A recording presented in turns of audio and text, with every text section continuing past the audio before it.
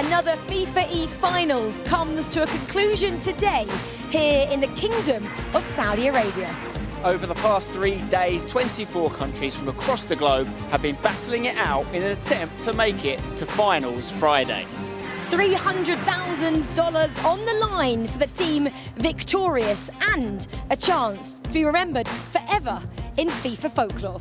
Now we have just 4 countries remaining, 3 from Europe and 1 from South America. Who will lift this trophy in a few hours' time?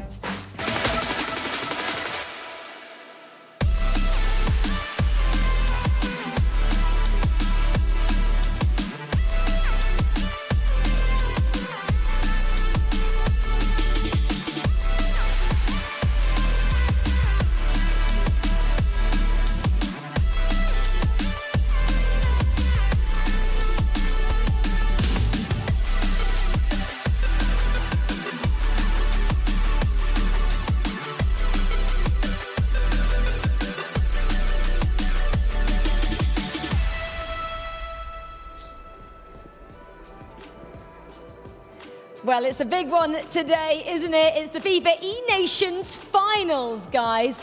Only 2 more matches to go for one of these teams to be victorious. They've already played 14 so far. It's a long way to go, isn't it? On the road to winning here today. 4 teams left in it is, of course, the Netherlands, Italy, then we've got France taking on Brazil. Big storylines as well unfolding. Mike Lebel is alongside me, as is Brandon Smith and August Rosemeyer as well. Guys, let's get into these big stories. First up, the Netherlands take on Italy, and for me, it's about who is going to start first for that side from the Netherlands. Aggie, who do you think? I know you've been in there asking around the teams. What are they going with? I think they're going to go with Emre Yilmaz and Levy. Obviously, we saw them start in the other games, and then they brought in Batori as the super sub who went in and gave them something extra, and I think they want to stick to that because it worked. So curious to see how that will pan out today against Italy, Final 4, yeah. Yeah, good choice there. Wouldn't be staying with what works. Emre Yilmaz coming in first, and if plan A doesn't go well, you just go to plan B with Manu Bashir. Yeah, it reminded me of the typical Dutch way, wasn't it? They normally sub on, was it Tim Krul back in the day for a penalty shootout? It was Manu Bashir that got subbed on in the round of 16 for a penalty shootout, an extra time period against Australia. They've had an interesting knockout bracket run, a nervy game against Australia, but then you could say a ridiculous second leg. 5 goals they scored in the second leg to get themselves past Morocco. Very much one leg of FIFA I felt we were playing there, just moulded together. Let's talk then, Mike, about the Italian side. Everyone had kind of written them off. They were 4th in their group. They made it through in the end and came out looking like a completely different side yesterday. I don't know if we wrote them off, excuse me, but we were asking for more. And maybe also because we saw the E-Club with Exceed, they didn't reach those expectations. Group stage wasn't that impressive. However, the knockouts, they have been fantastic. They have deserved to get here, and they are ready to cause some havoc. Back-to-back top 4 finishes guaranteed. The most vocal team as well. Watch Danny Pitbull. He likes to shout to Oberon. I'm sure only words of encouragement. Well, we've spoken about it. 4 teams left. Let's remind ourselves how they got here. The Netherlands came second in Group A, only losing once on their way to the knockout stages. Their round of 16 match against Australia was a tight affair, but the Dutch were imperious in the penalty shootout before vanquishing the Moroccans to secure a place in the Final 4. Their opponents, Italy, finished 4th to seal the last qualifying spot in Group B. But comprehensive wins over Group D winners Israel and host Saudi Arabia saw the Azzurri into the semi-finals. Their European neighbours, France, also made their way out of Group B, finishing runners-up to Morocco. They overcame Sweden in a tight round of 16 match before winning both legs of their quarter-final against Argentina. On to the defending champions, Brazil. They were the only group winners to make it this far, having topped Group C with 20 points. The Seleção faced Nordic opposition in the knockouts, beating first Denmark and then Finland to secure the last semi-final spot. Well, that's their route then to get here, the semi-finals of the E Nations Cup. Netherlands take on Italy. That's an all-European semi-final before France and Brazil go head-to-head. Remember, that's a chance for both of them to write their names on the trophy for a second time. That would be pretty special. Well, it is time then to welcome our first semi-finalists to the arena here with Spencer Owen. Yes, guys, it is nearly time for our first semi-final, so please join me in welcoming our first semi-finalist country. It is, of course, the Netherlands.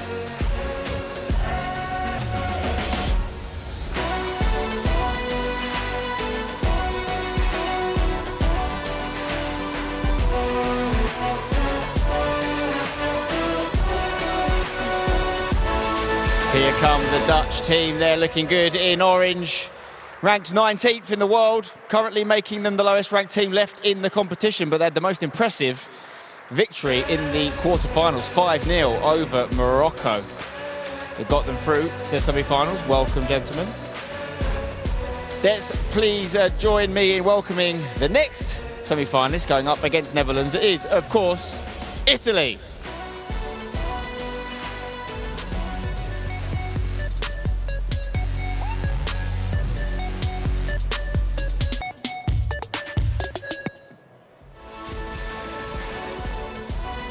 Here come the Italians then. Despite a slightly underwhelming group stage, they did what they had to do to get out, and since then, they've been on fire, scoring more goals than any other team in the knockout round so far with 8.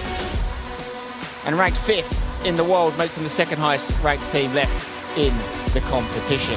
Sure to be a fantastic game, obviously battling out for this trophy.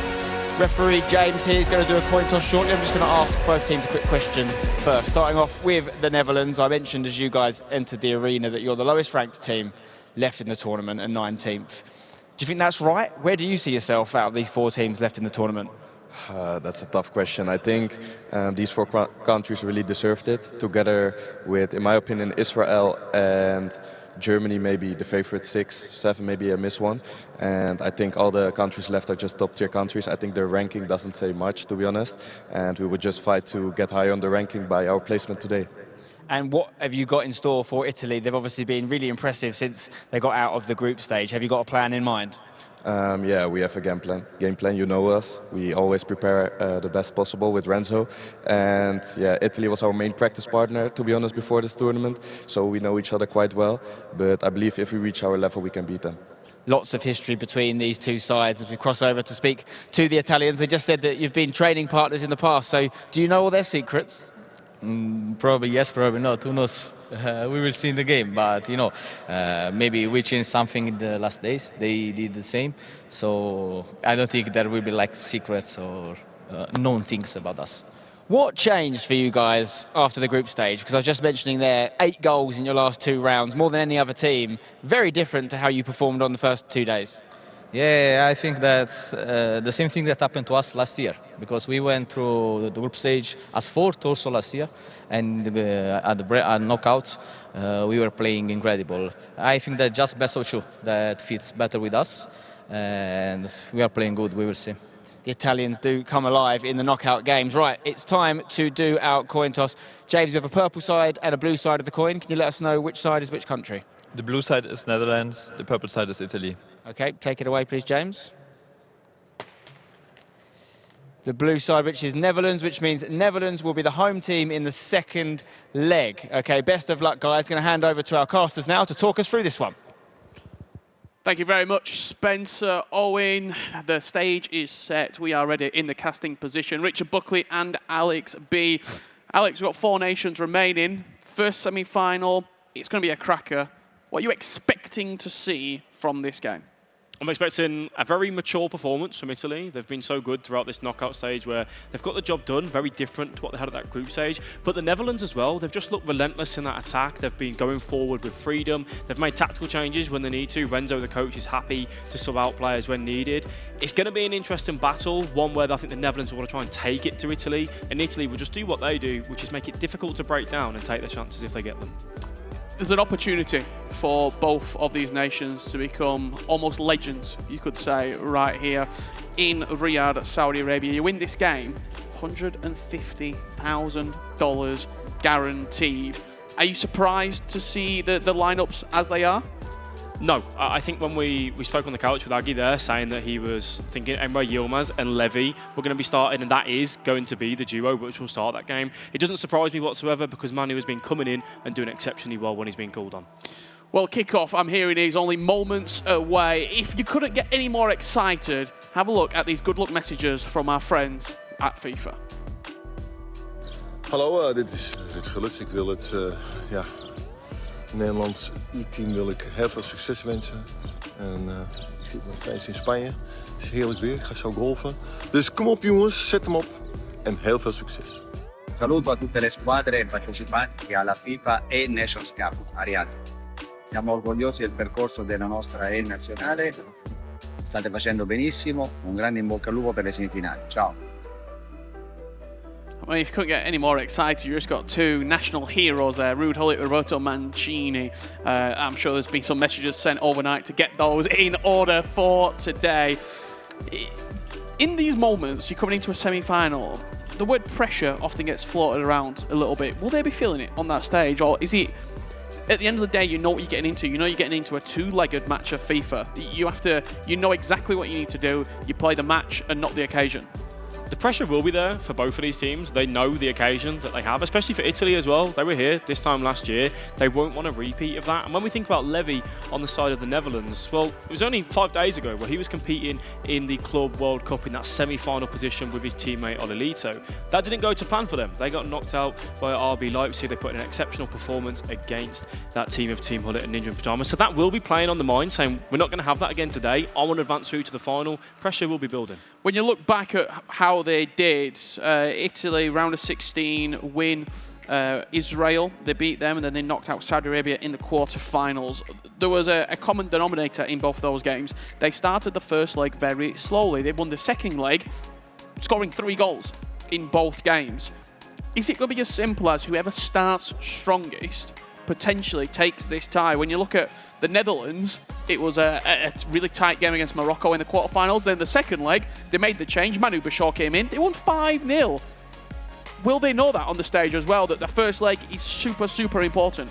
It is super important, and the Netherlands, for them to want to take down this Italian side, which has grown with confidence throughout the tournament, it's about having that strong and aggressive start. You looking to take the game to them, whether you can get that 1 or 2 goals. It's a very difficult thing to do against this Italian side of Danny Pitbull and Oberon, which you can see on your screen right now. When we look at the bracket runs as well, I'm kind of leaning more towards Italy in the sense that I think they had a tougher route to get to this semi-final. Netherlands taking nothing away from what they need to do against their opponents of Australia and Morocco. Like you said, that they've blown the water out with Morocco. But this Italian side is going to be a different beast. Well, this is no disrespect as well. If you asked people before the tournament started, Israel and Saudi Arabia would have been potentially a winner, a semi-finalist, certainly. Australia and Morocco wouldn't have been in that conversation. So the stats, you don't have to be worried that the Netherlands are going to come for you or Australia and Morocco will be tweeting you. I think everyone would agree in that fact as well, with the Netherlands having potentially an easier run. But that's also because they finished second in the group. They got a better seed. They potentially got more preferable matchups. Italy finished 4th.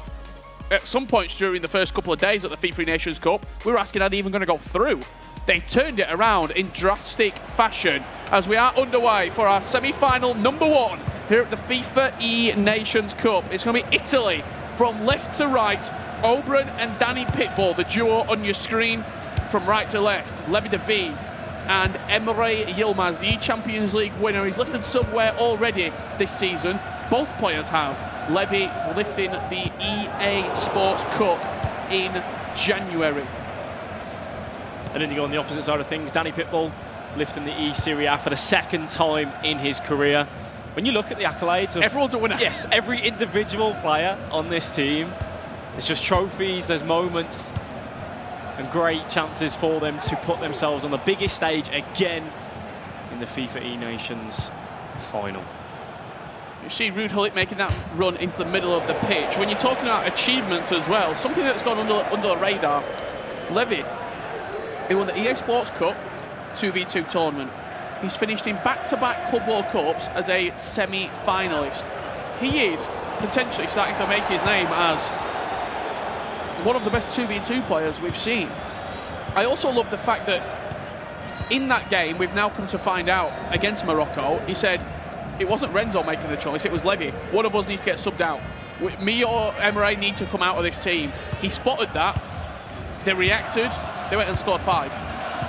And that shows the maturity of Levy as well.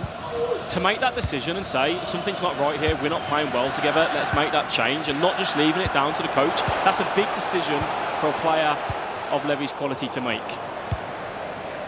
And thankfully, it worked out exceptionally well in that quarter-final game. Just given the history of this tournament thus far, with these two in it, expect maybe a slightly less goal-scoring first leg performance. Here is the Netherlands building into an attack. Thierry Henry, finesse angle was there, but he decided to recycle possession, and Italy more than happy to bring it clear. For Italy, if you want to try and stop this duo from Netherlands to getting into that 18-yard box and showing the class that they have, we know how mechanical Emre and Levy can be in those areas. They've got the turns, they've got the twist, they've got the skills to beat a man at any point if you allow them in there. It's about you being aggressive, it's you player switching, it's you manipulating and moving your defence in the way that you want them to situate. And that is something that Italy, in the group stage, yes, they struggled with ever so slightly over that one leg of FIFA. Knockouts, they've looked so much stronger defensively. Complete different animal. They've evolved. Evolved indeed, and we were talking about it so many times, saying that they prefer 2 legs of FIFA. They want to just get through to the knockouts. It's nice to say, see Catch here before the game saying, yeah, we're better over 2 legs. We don't like 1 leg of FIFA. Group stages, house cat, knockouts, Jaguar. Italy are a force to be reckoned with when we get to the more traditional, as we say, FIFA esports rule set. The Netherlands more than happy to keep this ball pinged over to the left-hand side. Ousmane Dembele has been receiving it on the touchline, very similar to his opposite flank in Roussillon. Mbappe just trying to force the ball inside with that driven pass. Been a few mistakes in the opening 30 minutes. We talked about nerves and pressure. Good example of it being displayed right here. I really like what Netherlands are doing as well, though. Yes, they've given the ball away a few times as they're trying to force it in to that final third. They have been very patient in their build-up, and it's almost testing the mental resilience of Italy to say, how precise are you going to be with your player switches? Are you going to work across when we switch that ball from one side to the other? It can be draining at times, constantly not having the ball and making sure that you're accurate with it. Italy, though, looking to kind of fire their first way into an attack. The winner of this match plays Brazil or France in the grand final for the accolades of the best FIFA nation on the planet. That's a lovely ball over the top. Great first touch, and he struck it early as well. Thibaut Courtois down to his left-hand side. The corner will be played. Italy trying to maintain an attacking presence. It's a lovely ball over the top. It was, and Italy have used that time and time again throughout this tournament. It's where they kind of fake that they want to look somewhere else. They send a player on the run through the middle, and then it's just looking for that over the top. A brilliant power shot, just backing the conviction in your strike, testing the goalkeeper, maybe trying to see if Netherlands go for any goalkeeper movement on one side of that goal. But going behind for a corner, and Italy building into the game. You just see that run there from Frenkie de Jong. Wasn't the most convincing pass. Over the top through balls seems to be the main way to get in behind and create chances at this current juncture. Offside trap from the Netherlands, but Italy savvy to it, not turning over possession and expect a switch of play. Right on cue, Thierry Henry picks it up. Give and go. Henry driving to the byline, nice ball, all scoop turn. Recycling, one-touch passing from the Italians, but unable to really get Mbappe into his strides. Probably looking for a double step over exit. It's fantastic defending from the Netherlands. Moving across as a unit, giving up little space inside that 18-yard box. They're going to be happy now just to see this one through to half-time. Look to generate that last attack and try and work a golden opportunity for themselves.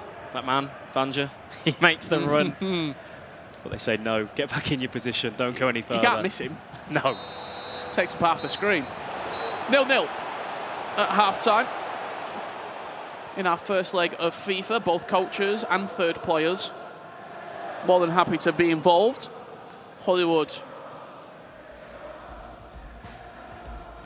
not deciding to use the coaching tool. This doesn't... They always look like they're arguing, like the one comment away from starting a brawl. As we go ahead and take a look at the Italian chance that we saw in that first half of the first leg. You see the run.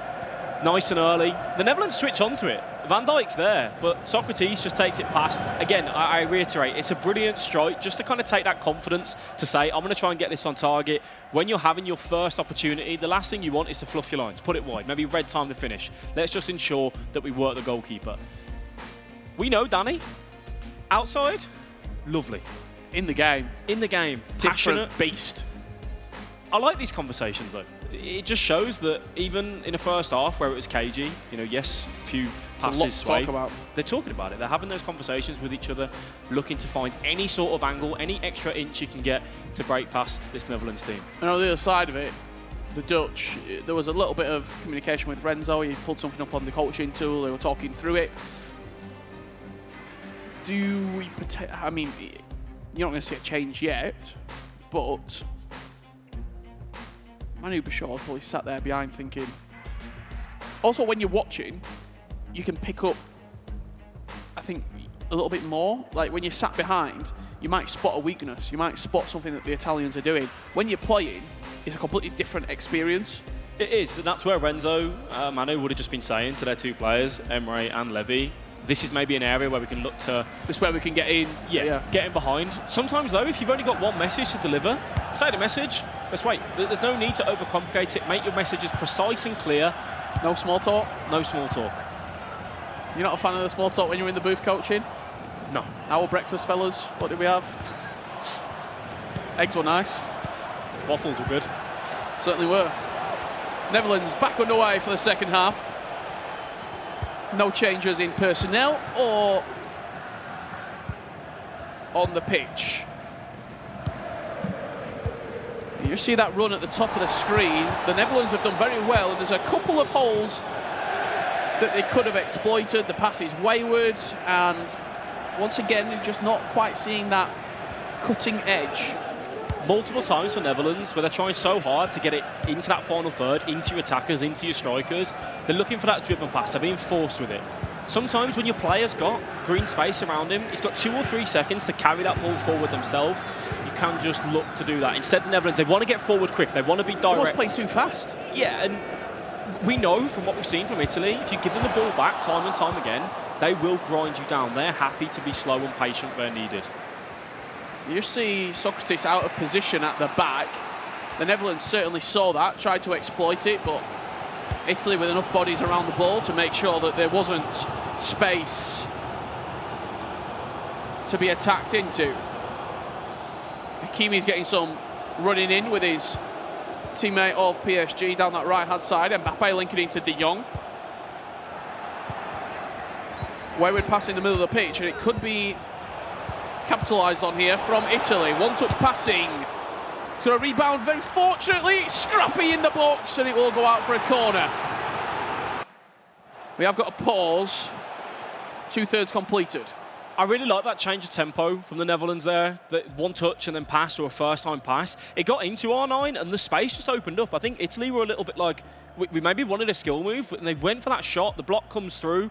It was a huge opportunity where if they would have just drove and maybe looked to take the defenders on to create a better angle, it could have been first blood over to Italy. Either way, though, a corner to work as Katja gets across his messages. This, to me, looks like they've just used a quick PlayStation tool to go back, save the recent gameplay, and they're watching it back now. Yeah, and that's something that players at home can, if you have that PlayStation, you can use that so many times. I do it myself. I miss a chance. Why did I miss it? Oh, I wasn't wrong. Wasn't aiming correctly. I didn't green time it. I took the shot on a bad angle. There's so many things you can learn from just watching back in those tight moments. As you see, the Netherlands are ready to rock and roll. 90 minutes still left to play in the second leg. I think we've got about 30 in the first. The short corner has come in from Italy. Recycled to the edge of the box, into R9. He offloads to Mbappe. Nice reverse elastico, but once again the Netherlands with an orange shirt in the way. Italy looking to test the defence a bit stronger there with that skill move. The Netherlands, though, very much equal to it. Should be a chance here for the Netherlands. Recycled to the edge of the box. Henry, Frenkie de Jong, back to Ruud Gullit. You're looking to find one of those attacking players dawdling just a fraction too long on the ball. The Netherlands send maybe a little bit into panic stations. Italy give the ball away, and we go again with a wayward pass in the final third. Possession overturned, and we find ourselves back at route one. As Savic makes that run, that long throw. It's a giant one. He's going to win it. Socrates just about did enough. He's fighting for his life. He's climbing up the skyscraper that's Milinkovic-Savic.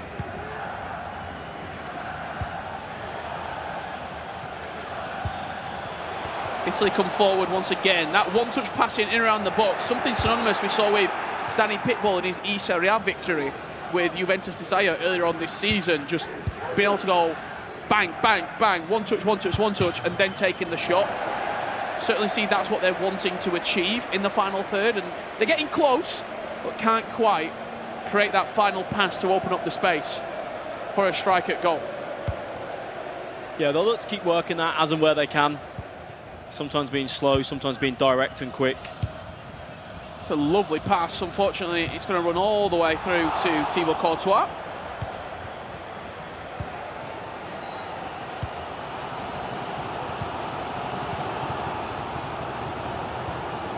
The amount of times the ball has been overturned has to be up there, 15, 20, whether it's a tackle, whether it's a wayward pass. Just as I say that, goes out of play for a throw-in. I feel like you can tell we're in a semi-final game right now in that first leg, with neither team wanting to make any critical decisions to say, yep, this is how we're going to progress forward. Just forcing it ever so slightly time and time again, causing that turnover of possession. Neither team wanted to say, brilliant, you've given me the ball on the halfway line, I've got a chance to put a few numbers forward, let's look to capitalise on it. Each defence just about doing enough to see it through, whether that's out for a throw-in, just that turnover back of the ball. Yeah, you'd rather sort of make an error yourself than make an unforced error that leads to a goal. Like, just so nervy. And look, this is what we expected coming into this first leg.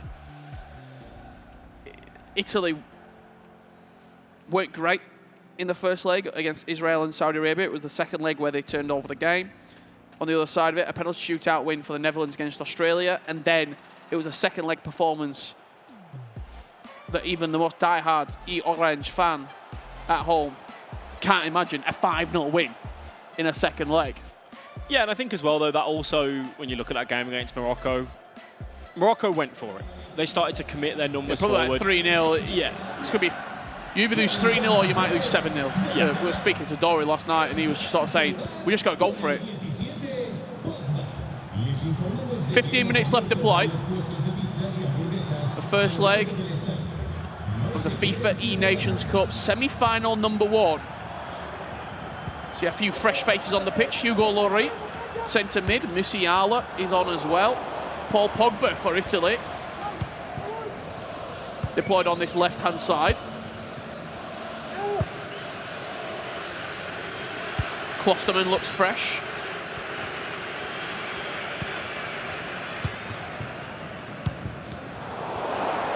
Nice interception. Can't do too much with it, the Italians. Runner on the outside, decide to miss him on this occasion, and Mbappe takes the space that Hakimi left him. With Hakimi up the pitch, there could be an opportunity here for the Netherlands to, if they go fast, get in behind. They tried it. Yeah, I like that a little bit more intent to drive forward with that fullback and just push yourself up the pitch and gain some territory, looking for that cross. One thing that Italy's doing much better than the Netherlands right now is using these wing-backs in these positions. The Netherlands are looking to be too direct when they pick the ball up in the middle of the park, and Italy are reading it every time, causing themselves to just have that turnover time and time again. With 5 minutes left to play, there might have been a conversation about last attack. Not on this occasion. Paul Pogba, what does he have in the locker? I can answer the question a lot. Not on this occasion, however. Frankie de Jong is the one who turns over the ball, and with 3 minutes left to play, the Netherlands will play for one final chance in this first leg. We did say it's going to come alive in the second leg. I hope you're delivering on that promise. Me too. I think we've had one shot on target. It was the Italians in the first half. Yeah. Which even still, it was unless goalkeeper movement comes through to take it away, it was a small chance. The clearance is long. The possession is once again turned over, and that will do us for the first leg of action. You're watching the FIFAe Nations Cup 2023. Italy up against the Netherlands. You've watched one leg so far, Alex. Quick thoughts after the first leg. There's not much to break down. There's nothing to break down, but I think Hollywood, Italy's coach, and Renzo, Netherlands coach, I think they're both going to be happy with what they saw. In the sense of defending was good, it was solid. Where they're going to say to each other is, let's try and be a little bit more accurate with our passes and work those chances. We've heard the thoughts of Alex B. Let's get the thoughts of a former world champion, August Rosemeyer, joined by Brandon, Rachel and Mike. Yeah, thanks, Rich. Well, possibly as we predicted it to be. A draw going into the second leg, as both of their quarterfinals were as well. The Netherlands, when they took on Morocco, was 0-0 at this stage. And then Italy had the team from Saudi Arabia, and that was 1-1. Can you read into that, Mike? I mean, that was the storyline of the quarterfinals, is the first leg. I don't want to say it was a throwaway, but nobody went for it. They were always cagey matchups, and then the game really opened up in the second leg.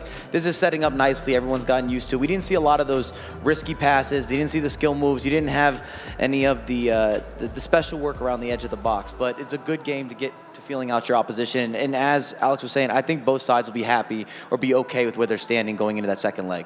Well, the defence was strong, wasn't it, in that first leg there, Aggie? We spoke about Manu Bashir will possibly come in now. And the Netherlands in the quarterfinals put 5 then when they did that past Morocco. The Italians have been strong in defence. What's going to happen in this second leg? I think they're definitely going to sub Manuel Bachore in the second leg here. If they will do it from the beginning, I'm not sure, but he will definitely play a part. You also saw him there on the cam have something to say to his teammates, so he might observe something that he can come into the match and execute on. Italy don't have that strength, possibly, of bringing their third player in. They've got to stick with this pairing that we've seen in this first leg, Brannon. Yeah, well, I think you've seen as the tournament's gone on, they've mixed, they've changed, but Catch has been more of that sub-player now. I think the one thing that we can also look into with this Italian team, it's the only team that has the exact same players as last year's competition, which goes to show, one, how good those Italian players have continued to be in the FIFA ecosystem, but also potentially the relationship they have as a three. There's no egos in that booth, and they just want to win. That's what they're here to do. Well, it's now Renzo as well versus Hollywood. How do they both kind of do the team talks at halftime? Very different characters, aren't they here? One's a massive content creator in the form of Hollywood, and Renzo is this world-class coach. Well, the irony in that is that I actually feel that Hollywood's rather quiet and subdued when you're looking at the group of Italians, whereas on stream, if he's producing content, he is kind of the main show. He is Hollywood, and Renzo is very active. You get all sorts of different reactions, and you see him going over the tactical board. But again, just to kind of set up the second leg, I feel like both sides are okay with it. The Italians always wanted a low-scoring affair. They're a defensive team, and then they look to take advantage of those opportunities when they present themselves. Yeah, well, that's the Italians just sitting there. Danny Pitbull then and Oberon, the two guys going to stick in the seats, we're pretty sure. Hollywood then in the darker blue jacket, and then Catcher with him there. And then this is Yilmaz. At the moment, he's still in the seat. I guess, Aggie, it comes down to whether Levy wants to sub him out. Actually, Renzo's thoughts sometimes go out the window. It seems that Levy is very much the captain here, and actually you can't see him in his seat, which maybe means he's taking a quick break. Yeah, I think that it's a decision that they make together. But obviously, if one of the players, or in particularly Levy, sees something, he's gonna mention it to the coach, to Renzo, and he's eventually gonna make that final decision whether it's happening or not. But as it stands right now, Mike summed it up pretty well. I mean, both teams are canceling each other out right now. It's natural. It's a semi-final at a World Cup. You don't want to take the chances, and the chance will come for one of them, and I see it go to a 1-goal victory for one of the teams here. I mean, even the casters there, Brandon, was saying there's not much to read into it, there's not much to break down. Even if you are Manu Bashir and you're sitting behind, can he look at that a little bit differently from us and Rich and Alex there and say, I saw that, and that's where there's a weakness? It definitely does help, doesn't it, having that third eye on the game, having a chance to sit back without the pressure. I think there could be a change if the game does stay at 0-0. I don't think we'll see it now before a ball's been kicked in the second leg. But what do we know about this Dutch team? They don't mind making subs, 60, 70 minutes into the game. If they feel like we could be going into extra time, that's when Manu Bashir might come in with a fresh set of ideas. Okay, well, let's go back to the Italian team. We know there's a lot of love for these guys in the house and coming in on social media as well. Let's read a couple of good luck messages that have been sent in for the Azzurri. Ciao ragazzi, un saluto a tutta la community della Nazionale. Ci state facendo sognare, in bocca al lupo per oggi e forza Italia. Ragazzi, ci siamo. Che siete dei fenomeni lo sapevamo già, ora però lo sta vedendo tutto il mondo. Purtroppo arrivati a questo livello anche il minimo errore può fare la differenza, lo sapete, ma noi abbiamo quella cazzimma e siamo abituati a certe imprese. Ricordate però una cosa, noi non dobbiamo dimostrare niente a nessuno, vincete questo mondiale per tutte le persone, per tutti noi che vi stiamo guardando, ma soprattutto vincetelo per voi. Obrun, Francesco, sei il mio più grande orgoglio, e non solo perché hai seguito la tua passione da piccolo, ma soprattutto perché hai fatto 1000 sacrifici e hai buttato sudore. Quindi mi raccomando, sei lì perché nessuno al mondo lo merita più di te. Quindi forza Italia, in bocca al lupo e annientateli. A tutti i ragazzi della nazionale un in bocca al lupo, siamo orgogliosi di voi, un bacio, in bocca al lupo. Awesome, lovely words there, and the Italians getting a little bit emotional as well at watching those good luck messages come in. I didn't know that was coming. Wow, and they obviously didn't know that was coming either. And you see the unity there, the support, and I think it also breeds a little bit of accountability. When you prepare for an event, you know that you're representing your nation fully and that you have so many people back home that have that expectation and really have so much belief in these players as individuals and as a collective. Well, we are ready then with our second leg. Nothing to separate these two sides going into this one. So let's hand back over to Rich and Alex to see if anyone can break the deadlock. Thank you very much, guys, on the desk. Good stuff as always. We're back underway with no time left to go. I mean, if I'm down on the stage in that Italian booth, I'm getting emotional before we kick off the second leg. I don't know if that's a good thing or a bad thing. I think if I'm Holland, Netherlands, there, I'm going, yeah, carry on playing the Italian messages. Take their attention away from the game. Get them focused on something else, maybe a little bit emotional, seeing that support come through. Let's see how Italy take that inspiration into their game. Well, it's got to do one or two things. It'll either G them up or maybe take their focus ever so slightly off their task at hand. And I can guarantee you, if you do take a second away from this game, if you are Italian in that booth right now, the Netherlands will punish you. There's no one thing changes as well. Yeah, Emre and Levy, if you give them just half an inch, they will pounce. They will take it every single time. They're so clinical when they are in those positions. Italy have to remain focused, which so far in the first 10 minutes, they've looked pretty calm. This is Italy in the second leg of action. If you are just joining us, FIFAe Nations Cup semi-final. If you win this game, $150,000 guaranteed. Power shot sails up the bar after a nice deflection on its way through. Short corner, Thierry Henry recycled to the edge of the box. Mbappe into Ousmane Dembele. Now Jude Bellingham gets involved. It's nice, it's precise for Italy, having to go back to potentially find another way out.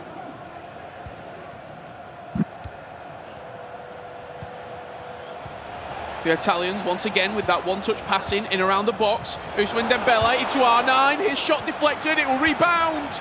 Offside. Yeah, again, as Italy look to build up, they're happy to go back and recycle, work their way into that final third slowly. But then there's a moment, there's a time where they say, now, let's flip that switch, let's go, let's be quicker, let's be direct. Looking to change that tempo and catch the Netherlands off guard to get into that 18-yard box, but just not got that extra clinicalness to try and take those defenders on. Ruslan getting a lot of space here, cuts it back, and the Netherlands inside the opening 20 minutes of leg number 2 will break the deadlock. It was all about the ball out wide. They gave him too much space. He went into it, one Frenchman to another. Thierry Henry puts the Netherlands 1-0 up. The pitch just opened for Ruslan to drive into that space. Italy just didn't respect it. They didn't get out to that byline to say, no, you cannot go any further. The simple cutback and probably one of the most easiest finishes the Netherlands will have in this tournament. And we saw what the Netherlands did against Morocco when they got a goal in the second leg. They put 5 past them. Will we start to see the Netherlands flex their muscles on the main stage? You promised that the second leg would deliver and be better. A Richard Buckley promise never doesn't happen. I always deliver. And just like Ruslan there, he delivers it on a plate to Henry. And they're in again. The Netherlands 2-0 in the space of 6 minutes. The space is opening up. The Italians look shell-shocked.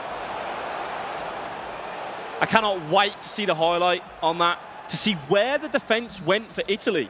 It just opened up for the Mbappe to drive through, taking credit full to Netherlands. The ability to go in this moment, one of the biggest moments of their career. I want to ensure that I green time this, giving the keeper no chance. A brilliant finish. Netherlands looking on top. The Italians with everything to do. Trailing 2-0. And it is a flash that they have been hit by. How do they recompose? By getting a goal back. R9 driving in the box, couple of step overs, good defensive work from the Dutch. In that first leg, time and time again, we said how the Netherlands were looking to be so direct into their strikers. It paid off for them there in that second goal. And it's also how one goal changes your confidence. It changes your outlook on the game. It was cagey in that first leg. Neither team wanting to make a mistake, wanting to take the game to the opposition. The Netherlands now have said, right then, if you don't want to take that on you, Italy, we're going to do it ourselves and put ourselves in that commanding position.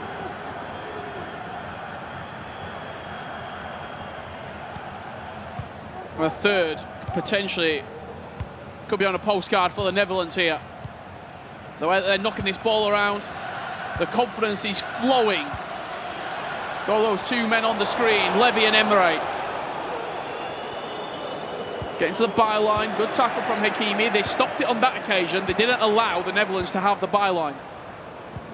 No, looking to be more aggressive out there with a fullback, just to stop any player looking to drive into that area where, you know, as soon as you enter the penalty box, one bad tackle, one mistake, you give away a penalty. You have to be so careful. So stopping it out in that area before they even look to progress is the best way to defend it.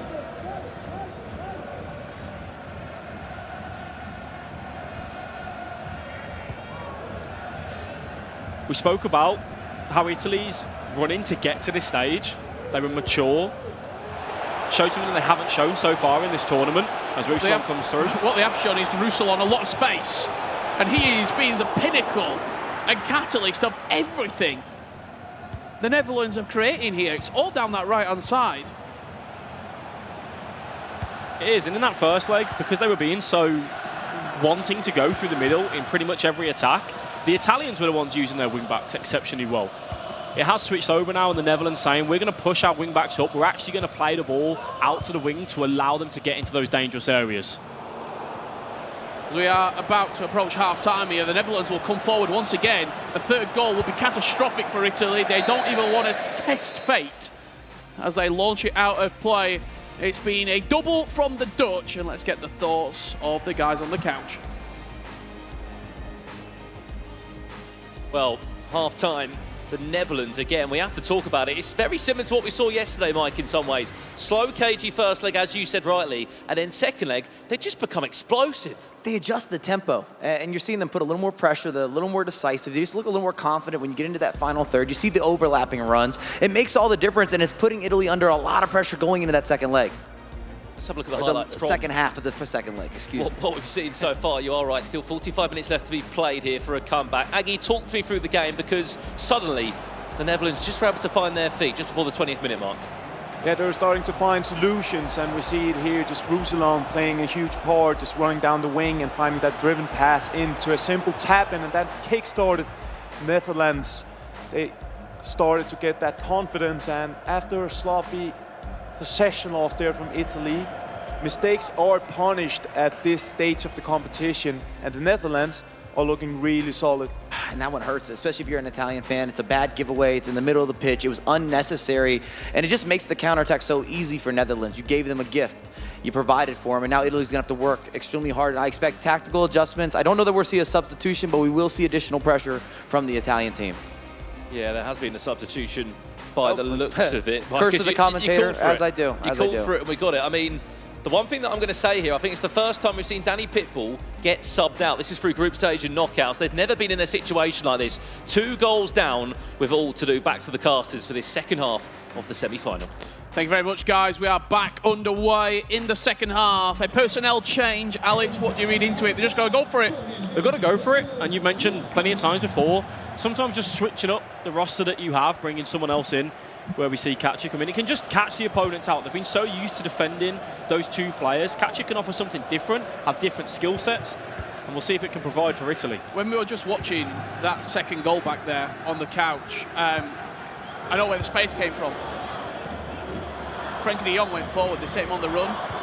You lose possession when you send a player forward and you lose it. The entire middle of the park was open, and the Netherlands are having their way at this current moment against the Italians. It was actually a similar story with the first goal as well. What a pass. Is it? The keeper don't want it. Oh, it's Mixie at the back. That was a ball. Breather now for Netherlands. That exact pass they were doing time and time again yesterday in the Saudi Arabia match as well. Just outside, you send the player through the middle of the pitch, and he's too far away that you don't even clock him, and then you just play that through ball, the threaded through ball, just opens up the entire pitch. It's actually something that I didn't have in my game until we went over to Italy, commentated over the Serie A. I thought, what are they doing? How are they doing that? It's an excellent way to get in.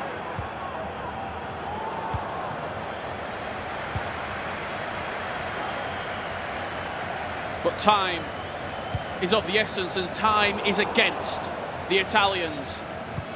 Trailing 2-0. Very fortunate to get the ball back there.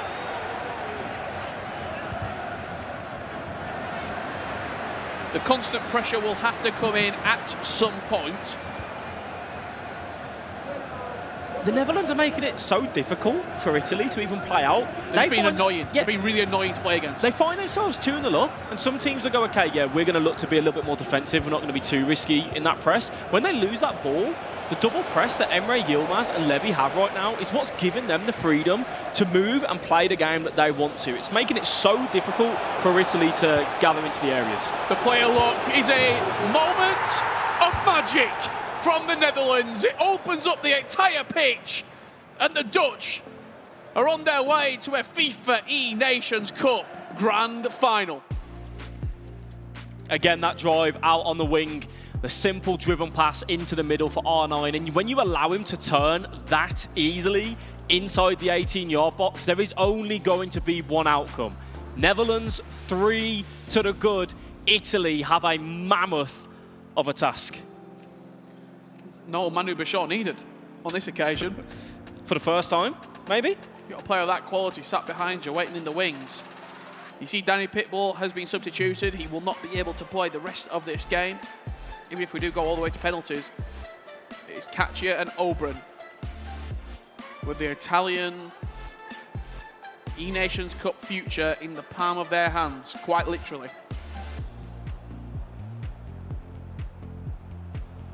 The Netherlands have just looked like a different beast in this second leg. a different beast. And defensively poor from Italy, would you say?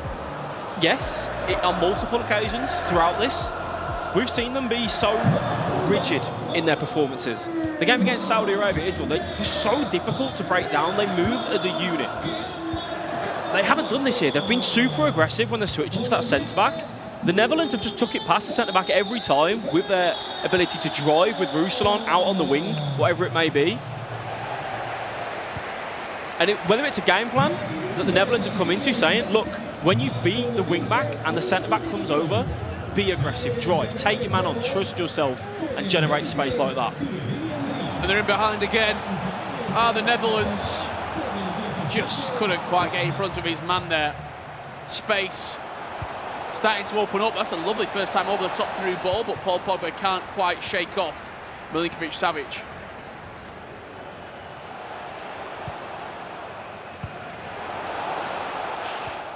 Outrageous pass. Yeah, lovely use of the outside of the boot there, and that through ball comes through once again. That through ball just opening up the space. The power shot cancel. Oh, he's got to go. It's glorious to open up the space, but he just went to the near post, and that's where they predicted it. For everyone at home, R9, chance. For everyone at home, you're probably wondering, why don't you go across goal? Why don't you shoot across goal? The Netherlands just had nerves of steel to say, we're not going to move our goalkeeper. That's what Italy were banking on there. Yeah. It's mind games. It's a 50-50. They're either going to move the goalkeeper or they're not. The Netherlands just stay, whether it was intentional or not, it keeps them in that commanding position. What a challenge. He's out of position, though, Milinkovic-Savic. He's getting a bit scrappy. It's Sunday League football at its finest on the biggest stage here in Riyadh, Saudi Arabia. But with only 14 minutes left, the Italians have to score, and they have to score now. Otherwise, the Dutch will be your first E-Nations Cup Grand Finalist. 2 appearances before. They got knocked out in the round of 16 last year. They got grouped in 2019. There will be a top 2 guaranteed placement, and that will be for Levy, a semi-final and a final at this year's 2 FIFA majors that he's participating in. Levy stood there yesterday. He said it with chest, I want to go one step further. He doesn't want that heartache of a semi-final defeat again. That is an unbelievable header, by the way. It's got a neck made of titanium. With 6-7 minutes remaining, there just seems to be too much to do for the Italians. Just talking about this second leg performance as we start to see the final few stages here playing out. It has been near perfect for the Netherlands in the second leg. It has. And whether the first leg, we said that they went in at the end, 0-0. They were still in the game, both of these teams, as Italy come through.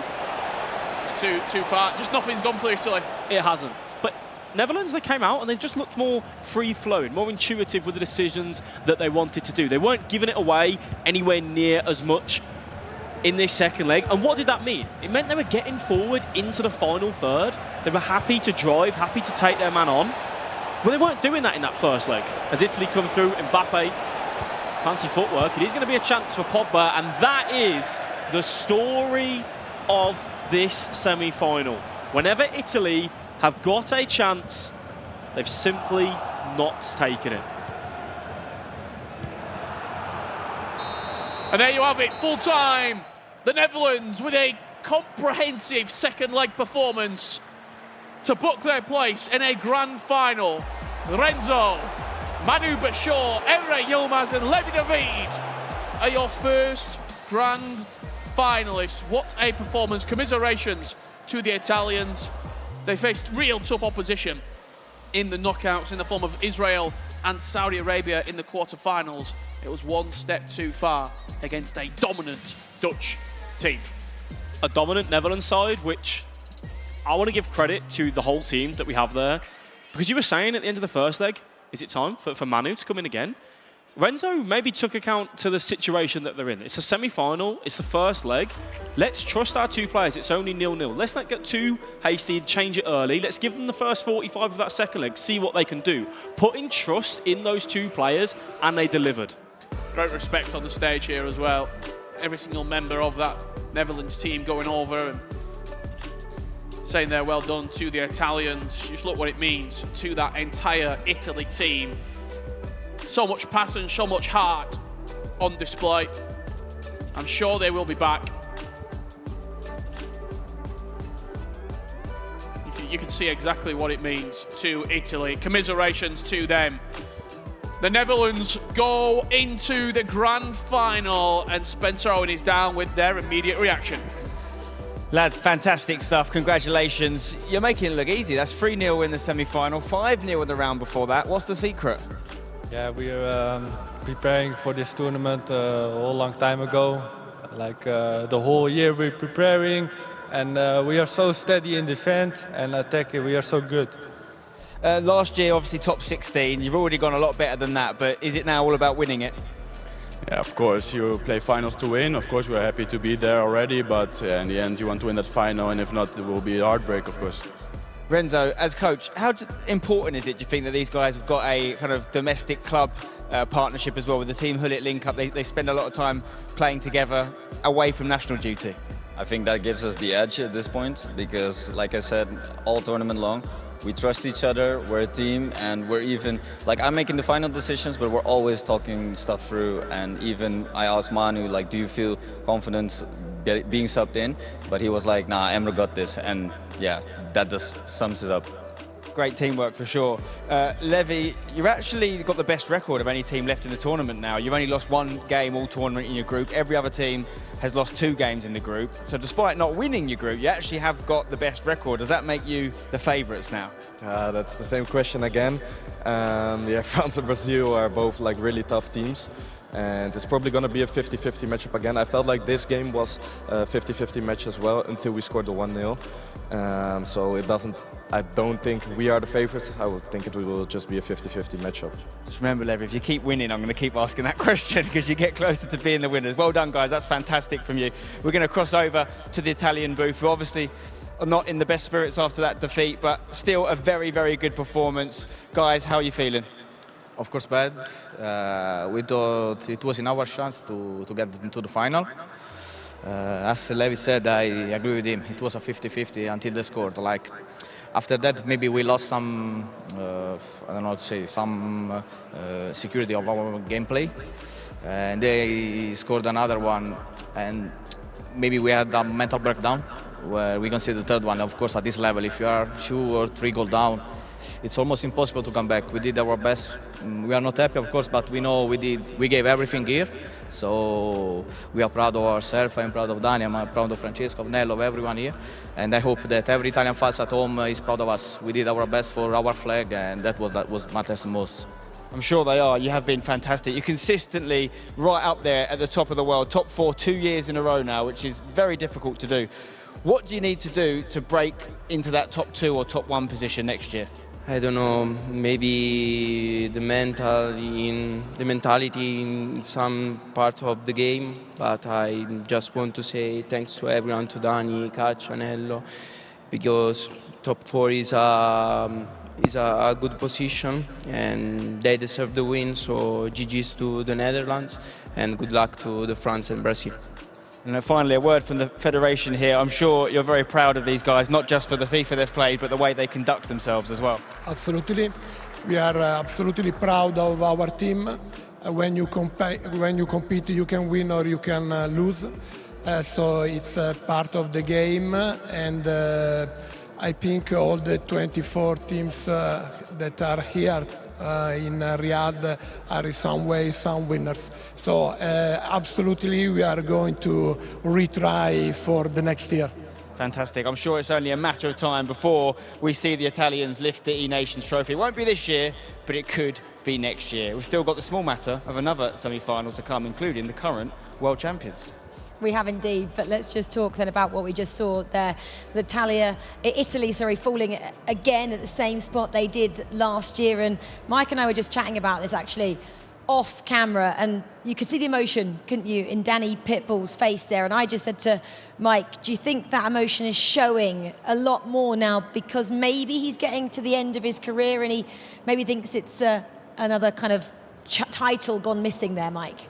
I believe in him having more time under his belt that in terms of being able to compete at the highest level. But the reality is, this is FIFA esports, and this year, last year, they might not get another opportunity. It might not click the same way. The players might not perform the same way. This group might not work together in the same manner. There might be new talent that has to come in. You have to recirculate. You have to make those substitutions, those adjustments. We talk about Brazil a little bit, but like 2 of the 3 players weren't there last year and they won the entire title. They're Nations Champion, so a lot can shift in a year.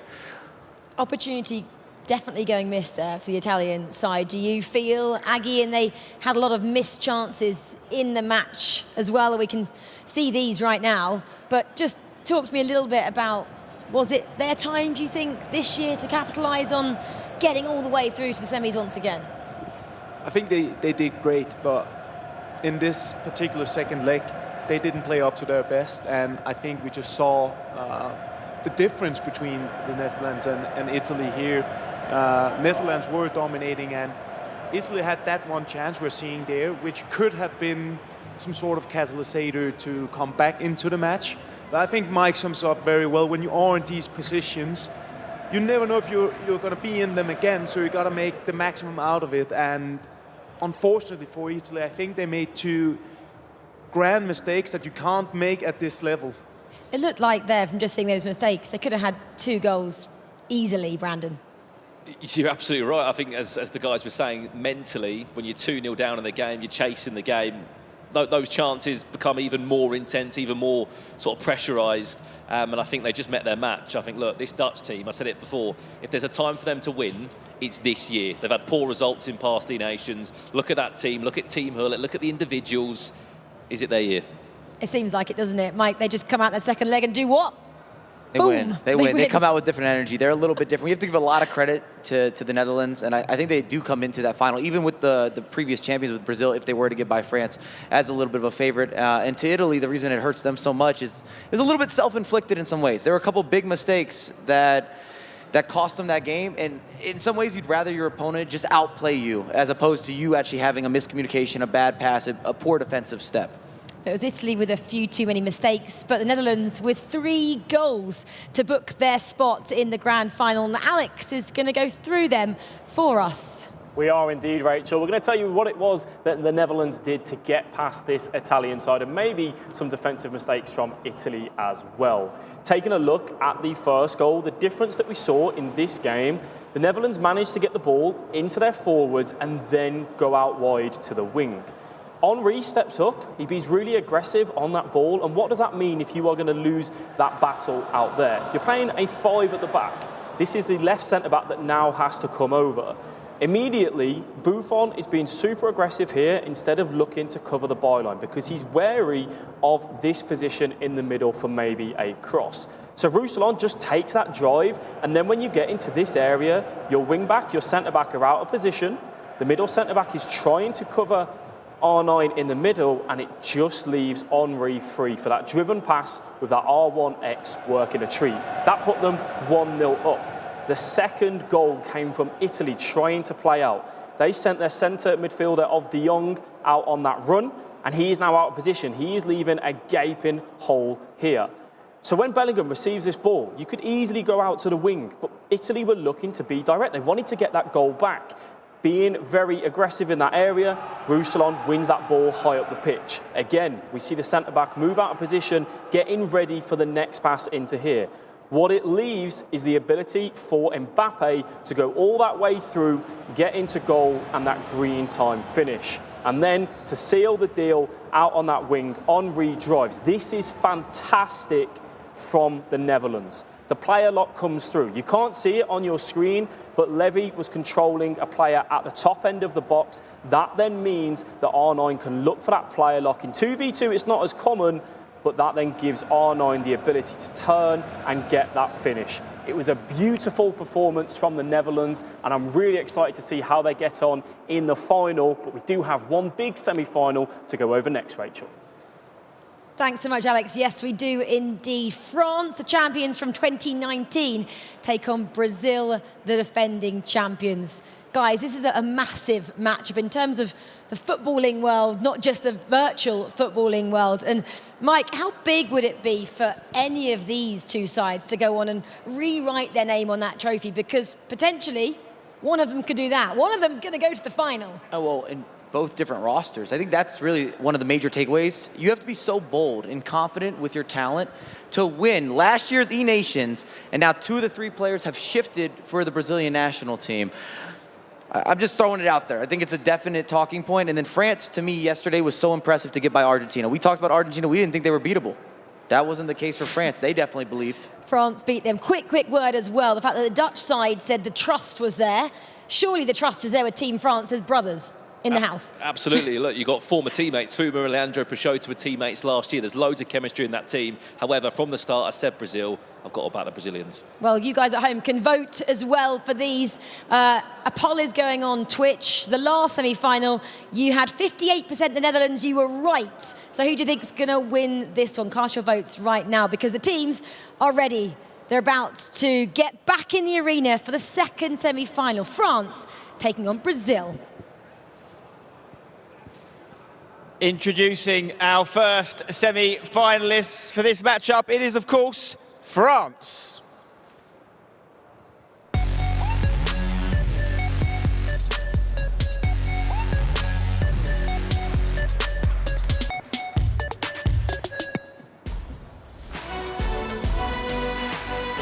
Here they come then.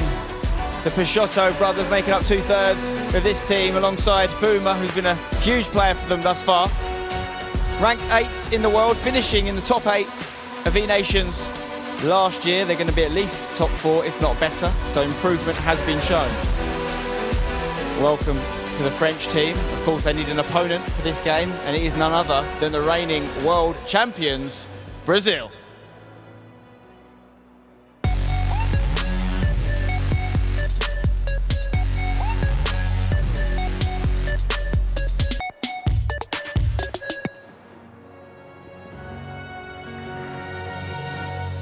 Here come the reigning world champions. Can they go back to back?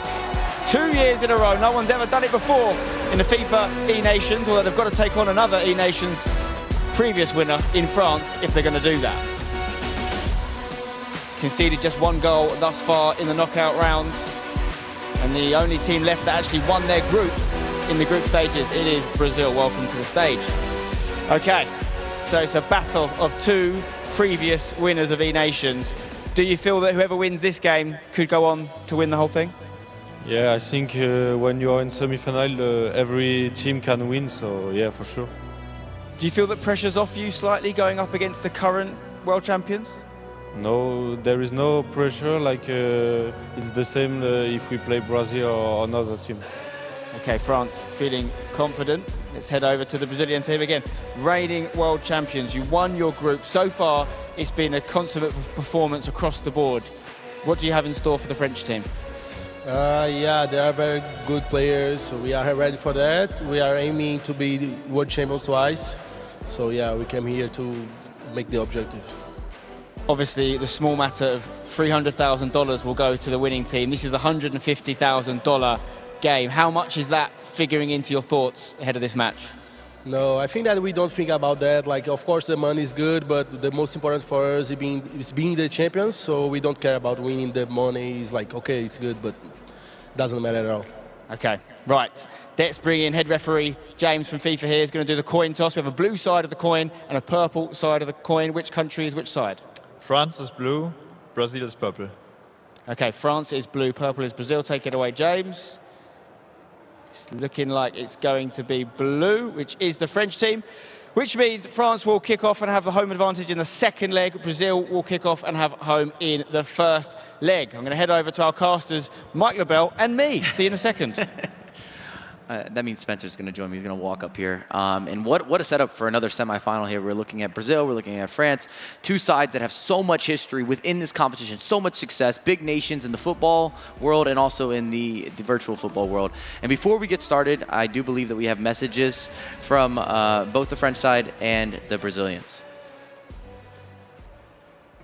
Salut les gars, en direct d'Argenteuil, à défaut de ne pouvoir être avec vous. En tout cas, sachez que le cœur y est, l'air c'est de nous faire vibrer, on y croit fort. Hello les gars, j'espère que vous allez bien. Voilà, j'espère que vous êtes prêts pour votre demi-finale là, qui arrive cet après-midi. J'espère que vous prendrez votre revanche. En tout cas, moi je suis tout cœur avec vous et j'espère que vous allez rapporter la deuxième étoile. Allez les Bleus.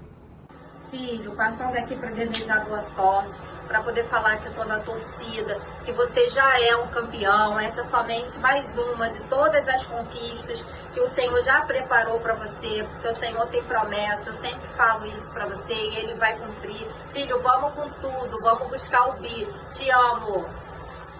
Paulo, meu filho, que alegria estar participando desse momento tão especial na sua vida. Estamos na torcida, vai dar tudo certo. Vamos Brasil, te amo. Great to see those messages from friends and family back home, and it really is, especially in the E-Nations, Mike, like it really does kind of ring home when you get to this level, how many people you're representing on this stage. It's a nice touch. Shout out to whoever at production reached out to different family members and friends, and it just gives you that added element, again, what this means for your nation, means for the people that are around you, and also all the time you dedicate to being in this position. A lot of people at home don't realize sometimes it takes years to get to this point, not even just this year of dedication. And all these players have been grinding, and this is one of the biggest moments in their careers. I think it's one of those things that sometimes you don't always see the emotion from FIFA players, but until that moment when they leave the tournament, and that's when you really see it come out, and it's almost like all the pressure and the expectation that's been on their shoulders, maybe, like you say, for years sometimes, just comes out at that moment. And obviously the emotion when they win as well. We saw great scenes from Brazil this time last year when they won the trophy.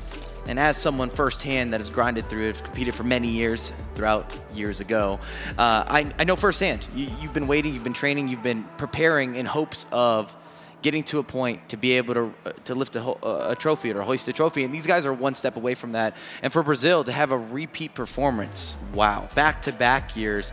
And even for France to be able to potentially double them up with also a complete shift of teams a few years back, of course, when they won the E-Nations originally. It's massive, and it kind of gives another stamp of approval that these are the nations to watch, that these generate the best players in the world, and it's undeniable. You have that measurable metric. I think whatever happens at the end of this game, we'll see some sort of catharsis, whether it's from Brazil or France, as the emotion pours out of them. One will be in ecstasy, the other in agony, but it will happen, and it's not too far away. Two huge footballing nations that have competed at the very top of the football game for many, many years, but they're doing the same thing in FIFA. Two previous champions. If one of these teams wins the whole thing, they'll be the first country to win multiple FIFA E-Nation trophies, as Mike suggested. The question is, for this game, Mike, who have you got? I took Brazil to repeat, so I've got to stay strong to that. And this is at the beginning of the competition. It's not something we did yesterday. We went back a few days. We put our predictions out there. I actually haven't seen everyone's predictions. Are you still in the game? No, I'm not. Unfortunately, I backed the Argentina boys. I thought they were going to do a double up after the World Cup a few months ago, but you went with the reigning world champions. A very bold prediction from you there. I can't believe you were so brave. I mean, I liked what I saw. They did shift their roster, and we should paint that picture a little bit. When you're dealing with France, you've got the Peixotos, you've got the brothers there. They've added Fuma in. Fuma has that offensive flair, and he's kind of terrifying when he gets into the final third, it's got to be said. You see a step over from Fuma, you get out of the way. We've seen some great substitutions for the French as well, haven't we? Like with Fuma coming in and actually making the difference, you know, breaking the deadlock, scoring goals, and he's going to start, obviously, at the start of this game, but it is interesting to see that diversification of players. Almost reminds me of Dax, if you want to rewind the years. Yes. Where he's an artiste in the box, if you will. And then you have Brian coaching, who is one of the most successful French players, a lot of history in there, and now bringing him into the back end or giving you the tactics and the motivation of someone that's already been there before. I think that's a nice little bonus, and someone that's been around the French national team now for multiple years. You talk about the Brazilian changes. Brian, the only person off the pitch left from that French win, all completely different playing squad, and the Brazilian only having one player left from last year as well, along with the same coaching staff, that has to be said. We talk about that being a bold decision, but I also think it makes a lot of sense logically. I mean, two of the guys, PH Zin and Resende, they have that domestic partnership with Ajax Brazil. They're playing together regularly. If you've got that as an option from an international standpoint, why not put it in you know, obviously the likes of Crepaldi missing out, he was really lively last year on and off the pitch, brought a lot of entertainment to the tournament, but they've got to pick their best players. And listen, the proof's in the pudding. Right now, they've been as good as anyone. It's been working. I'm just looking at this from a player perspective. I win the world title, I expect to still be in that squad. Just off the principle of what we accomplished in the previous year, but I think they've made the right choice. Both Klinger and Crepaldi, of course, being sidelined or put to the reserves, shall we say, and then the likes of bringing in Resende, who kind of took part last year to a certain degree. PHN we know very well. They're teamed up at Ajax, so they've been training all year long. And then Paulo Neto is really one of those talents, a really special individual. And offensively, he gives you so much pressure. He gives you the ability to change a game. He gives you a new dynamic, and that's valued.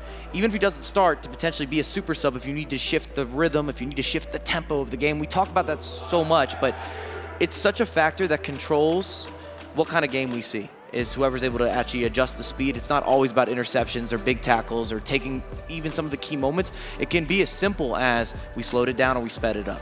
We just heard some loud noises coming from the Brazilian booth there as they completed their team huddle. Massive game. Let's not forget, $150,000 minimum will go to the winning team, and they'll be playing in the final for double that, for $300,000 if they were to come out of this game. France, ranked 8th in the world currently, finished top 8 last year, as I mentioned earlier. Brazil, number 1 for a reason. They're the reigning champions. How many times have we seen in things like World Cups, the reigning champions come in and disappoint, maybe get knocked out in the group stage? Perhaps one of the strategies behind, you know, freshening your roster is to allow for that potential complacency and freshen it up so that those guys actually haven't won it. Yes, their country won it, but they didn't actually win it last year, so they feel like they need to prove a point still. Definitely there's an expectation, and to a certain degree as well, even just getting to the top 4 is a massive achievement. I don't think Brazil will look at it like that, but from the outside looking in, the fact that you've been able to be that successful back-to-back, and I'd like to bring that up for Italy as well, to go back-to-back top 4 finishes in E Nations. They should be very proud. I know the guys were emotional at the end of that match, but there should be all hugs and celebration. So many teams and different nations try to put together a winning formula, and it just doesn't happen. And usually you don't get a chance to even make a run that deep into a tournament. Where do these two nations rank in the canon of FIFA? I mean, obviously E Nations is a fairly young tournament. We've only had a couple winners, both these teams having won it. But there's obviously so much more. There's the previous E-World Cup winners as we prepare for kickoff here. There's individual players. You know, obviously Bruce Granick comes to mind as someone that won multiple FIFA Interactive World Cups. Would the winner of this tournament, if it was to be one of these teams, would they have a shout for being the most dominant FIFA nation ever? I don't think so, without having more of the 1v1 success, especially in recent time. We haven't had the same Brazilians in the finals, if you're looking at 1v1s. Even with France, you talked about Bruce Granick having a couple under his belt. There's been a lot of players that we said might be next, could win it, are good enough to win it. This is the right collaboration, big signing, congratulations. This guy's someone to watch, but we're not seeing them win those titles. And I think at a certain degree, that's kind of the takeaway. Yes, this helps build to the resume or the CV, but you still need those 1v1 achievements as well.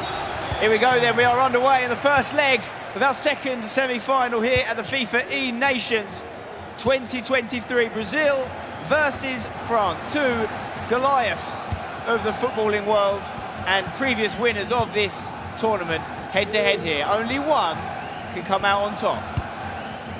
Brazil look to start things off with a cross into the box. France dealing with it though thus far. And I wouldn't be surprised with the South Americans, just the way that they play on the virtual pitch, to be a little more aggressive, especially offensively. We often see these first legs to be a bit of a defensive standoff, a little bit of a cagey affair, but I expect them to commit bodies, see overlapping runs, see some of that Brazilian flair and creativity. France here looking to make something happen with Ronaldo. Good pass into Mbappe, there's a ball out wide if they can see it. Milinkovic-Savic into Rashford. Good step overs. They love these low crosses. We saw this in their quarter-final game, of course.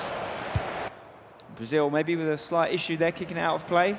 We'll find out what that's about. But France, particularly against Sweden, Mike, we watched them in that, not Sweden, sorry, actually, against Argentina in the previous round. Wow. 5-2 win. What an impressive win. How deadly were they when it came to getting the ball out wide and then penetrating into the box, low passes, it worked so many times. Tactically, they were on point. Execution was there. And I keep building this up because I think it's important to reference that matchup. It was the hardest of the quarterfinals, in my opinion. We talk about Argentina with the likes of Nicholas, who's in that upper tier of being one of the all-time greats. Some would even put him as the greatest of all time, depending how you put together your criteria, your personal preference in players. And then Matias Bonanno as well, that partnership. And the fact that France was not only able to set the tone, set the tempo, they got off to an early start. Nicholas subbed out. But then they added to it. They built off of that, and they gave you some of the flicks. They gave you some of the tricks, the moments that you can recapture. You can watch again on social media. And if anything, that's something that I think sometimes we question with this French team. Are they just going to be possession-based? Are they going to be holding the ball? Are they going to out-control you? But no, not this squad, not with the likes of Fuma in action. They're ready to give you, again, these different forms of expression. Do you think there's an argument to say that some of these teams are better at 2v2, almost greater than the sum of their parts? You know, you're seeing individual players here who, of course, can go on to win things, and we'll see some of them in action at the FIFAe World Cup, but maybe with the partnerships or the backing of the coaches or the kind of shared responsibility, it allows them to shine more than 1v1? There's a level of accountability, and I also feel that certain players work better with other players. And I'll just put this out there, I'll throw it. Resende, hopefully he's not listening to me too much, but I don't think Resende is the same player as a PH Zin right now or a Palonetto in a 1v1. But he's the starter in the 2v2 because I think he works better with PH Zin, and they're training together at Ajax. So just as another point to kind of build off your question, some players work better together. Sometimes it's a mentality. It's also a connection. If you're going to put in a lot of time training together, you need to be friends. Yeah. You need to have a healthy relationship. Yeah, we've seen that for sure in many teams at this E-Nations tournament where you might look at one of the members of the team and think maybe they're not as good as the substitute, but they work better with that player. If you're wondering what the technical pause is here, it's a kit clash issue. Jersey's clashing a little bit, so we're going to start the game again, I believe. I'm happy they're doing that reset, because when I saw everything getting underway, I thought to myself, this is a little close, a little too close. And to your point as well, with some of the teams, we talk about Anders all the time. Of course, representing Denmark, just won the E Club, teamed up with Umit. And I didn't think the cadence there. And I don't know, I don't have any insider trading or information, but just from what we're watching, I didn't see the same alignment with that team. When you're looking at Marcuso, Oostin, and Anders, I don't know if they worked the same way. And it showed in terms of the results. They had a chance to make a run in this tournament. It didn't happen. Maybe couldn't find the perfect support player for Anders as well. And again, different players, especially if they're exceptionally 1v1, sometimes it's a struggle or a challenge to find who's going to sit alongside them and be the best asset. With regards to what's happening here, Mike, what would be going through your head as a player here? You know, you've got all that adrenaline and that energy, nervous energy, you could say, going into the game. You finally get kicked off, you're trying to get into the flow of things, and then because of a kick clash issue, they have a momentary pause where it has to be reset. What would that do to your nerves? I don't think it's a big deal. The only issue that would have came into play here is if somebody had conceded. I would hate to be in a position where, let's say I concede off kickoff and then I don't like the kits, and now I got to change kits and think about the goal that we just gave up. But in this circumstance, that's not the case. So I don't think either side will be too worried about it. It's a slight hiccup, a slight delay. You go into a reset. We were 5 minutes into the game. I'm sure we'll be back underway as soon as possible. You see the Brazilian booth there with their coach in tow. He's been a great character the last few years, really embracing everything about Brazil, really. Everything you know about Brazil and their culture and their love of football. You know, their scenes last year for me when they won were fantastic. They really did embrace the moment, and maybe we'll see the same here. But France, of course, are standing in their way. And for me, this is a big one. If France were to knock out Brazil here, I think we'd see a real outpouring of emotion from the French, because they might play it down a little bit when you interview them, but I think they know what a big result it would be. I also feel like for the French in particular, it kind of identifies and confirms the best players in France. Because there's a lot of debate, because there's a lot of depth within that nation. And different players play in different ways, which also adds favoritism from a fandom perspective in terms of I like the way that he reacts, or I like the way that he plays FIFA, it's more aggressive, or this guy's a little more passive. I always bring up the likes of Maestro, who you don't see in action, but he has been a household name within that French community. I mean, he'll definitely give you a lot of animation. You see the live streams, and this, again, kind of puts it out there that this is the best team that they have to put forward for the competition. I think the Peixotos, having a brotherly scenario, is a partnership that every team could dream of. Controllers are getting back into the hands of our players. Fists are being pumped. It's nearly time to get things underway for the second time. here after a momentary delay. Here we are then, we are back in game.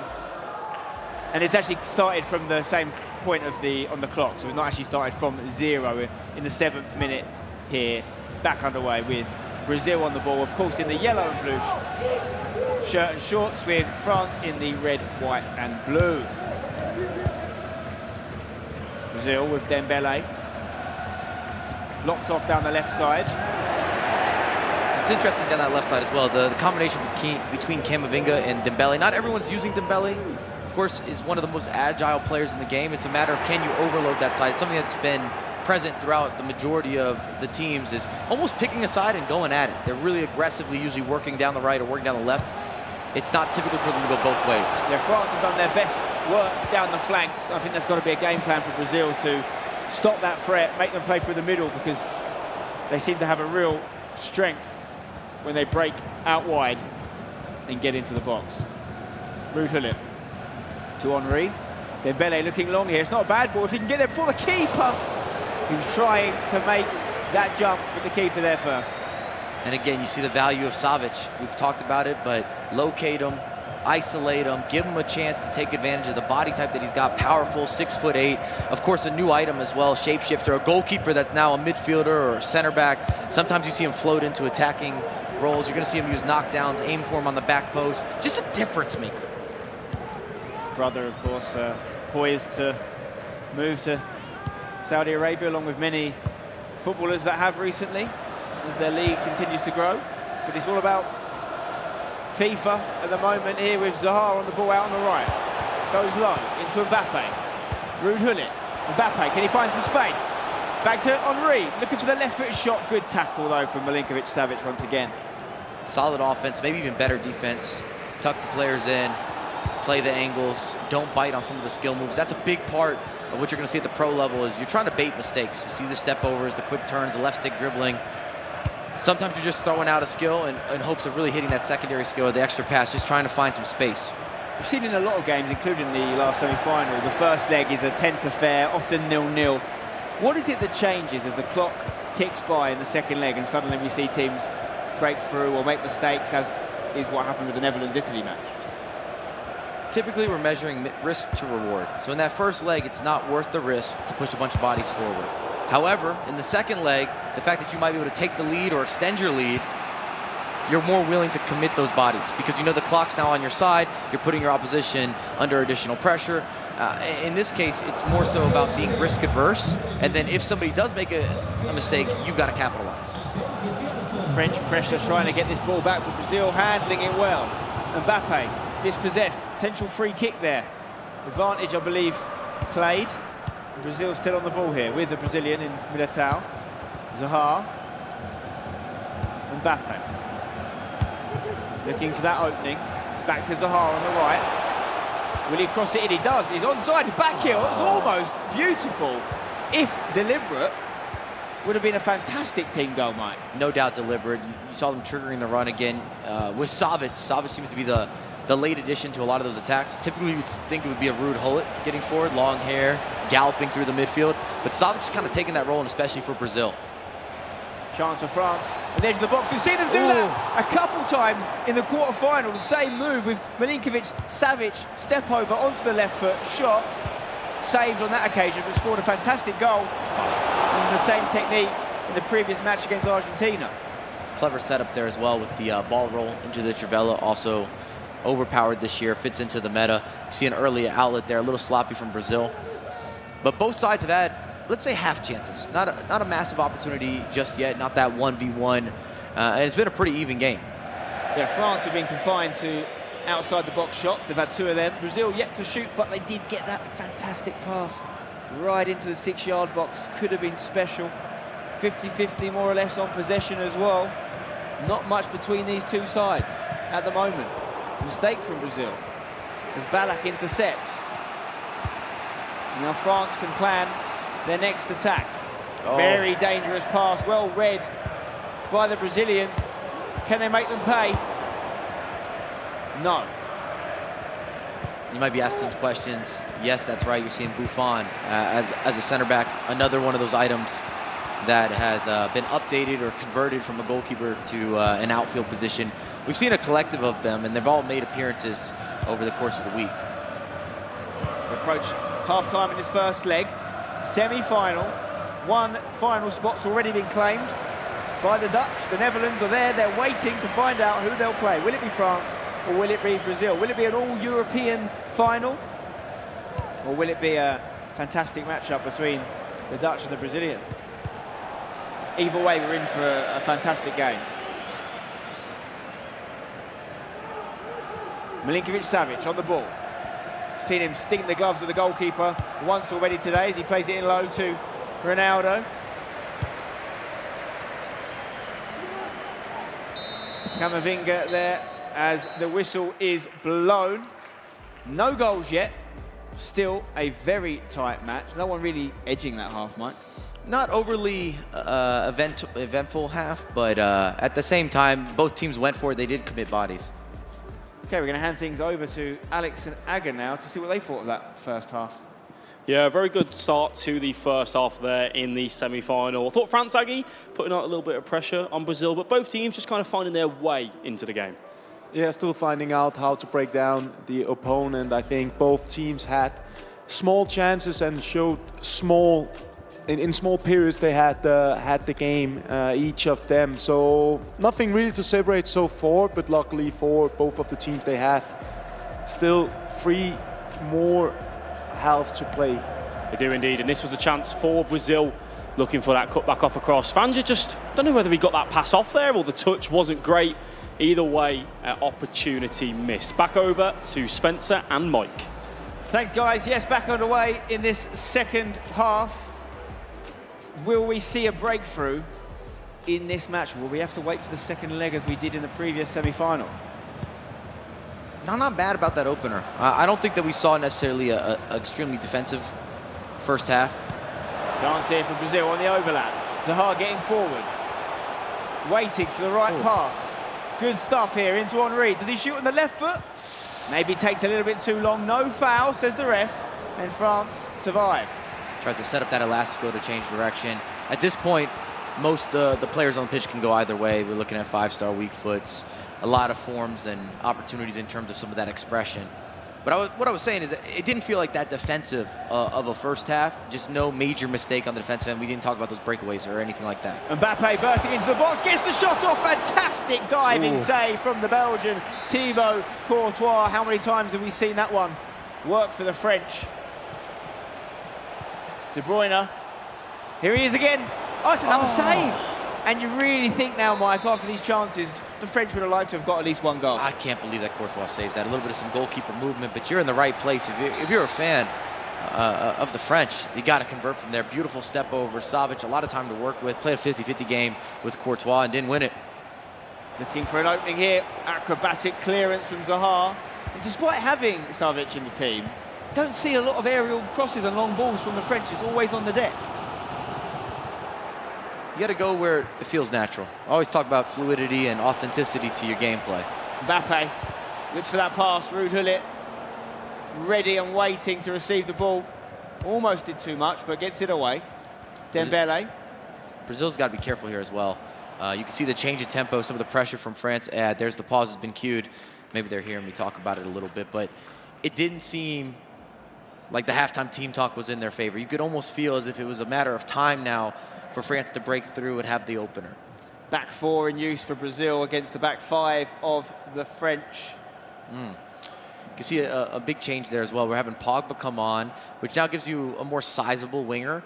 Reason that can be important. Not only fresh legs, a little more powerful than the likes of a Dembele, and if you need to go with an aerial approach, whether you're whipping it across or even a knockdown. Sometimes those outlets, when you're feeling additional pressure, you got to feel like you have a safe matchup. I often like to have a taller player as someone that's aligned with one of the fullbacks, where he's going up against a fullback or a winger, and I know my 6'3", 6'4" Pogba is going to win that header, or at least for a knockdown, or throw off that fullback. It stops some of those instant counterattacks.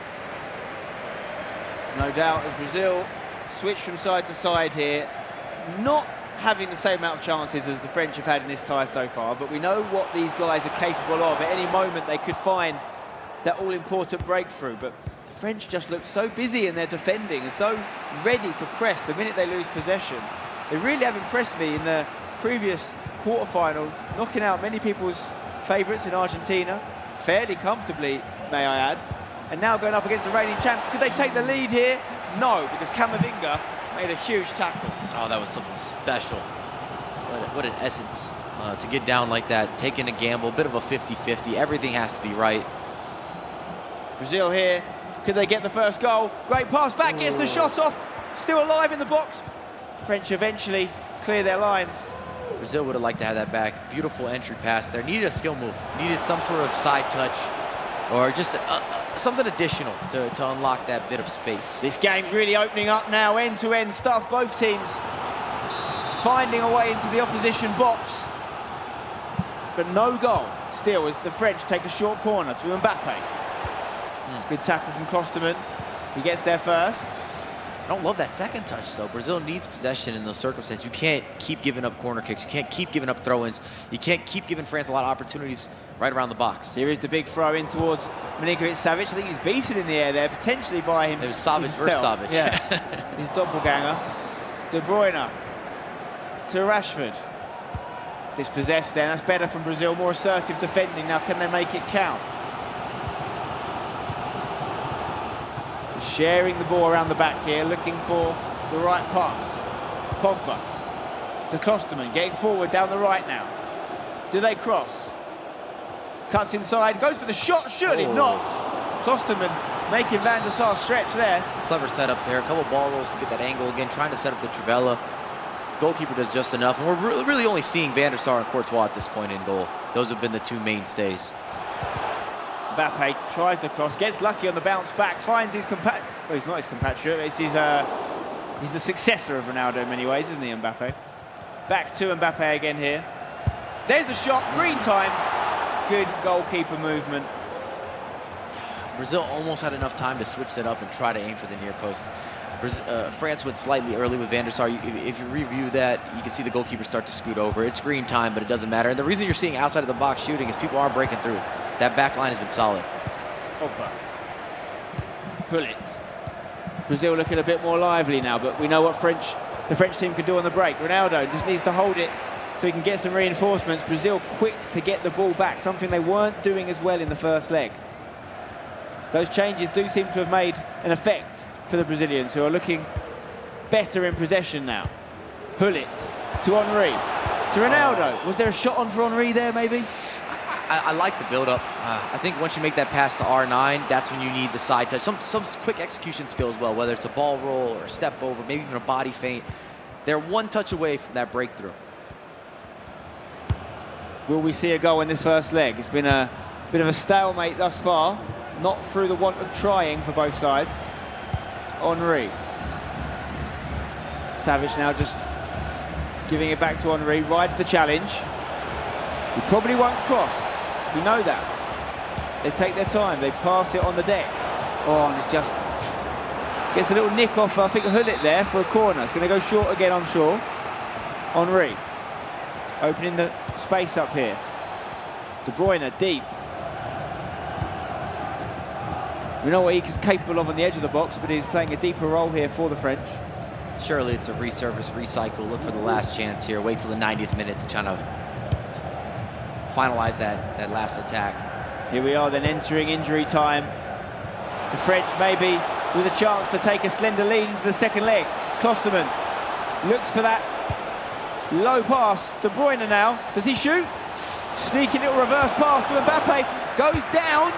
Referees having none of it, and that will be all she wrote for the first leg. A tense 0-0 affair.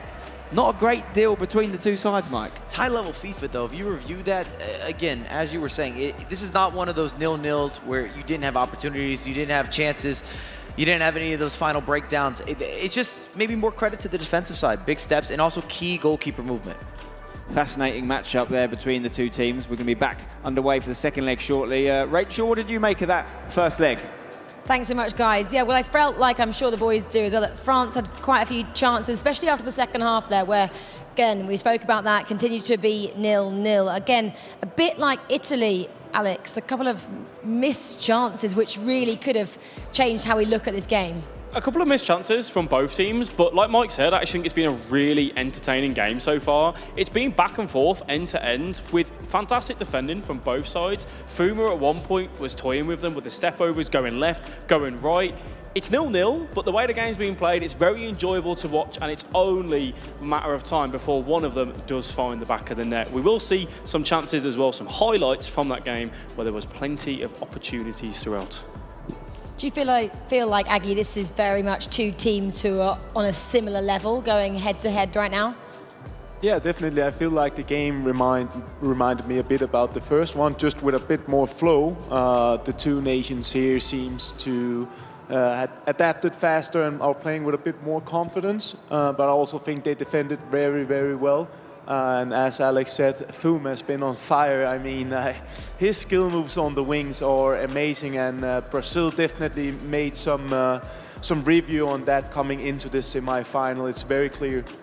We mentioned a couple of missed opportunities, and this was actually one from both sides. We can revisit this one now, Alex. Yeah, it's just a chance where Vanya he didn't really sort his feet out. He didn't get that pass off across that Brazil wanted, but looking to work that byline, an opportunity of a small margin for the Brazilian side as the French come straight back down that other end, looking for that spread of play. Zaha with fancy footwork, fancy feet, and it's all about the time on the edge of the box. Vanja again using that drive. We saw that yesterday from the French team, and this was another opportunity for them. Vanja with those step overs coming on the inside, and Courtois with a huge save, which you'd argue, Aggie, that is a chance where you'd probably expect to see the back of the net ripple.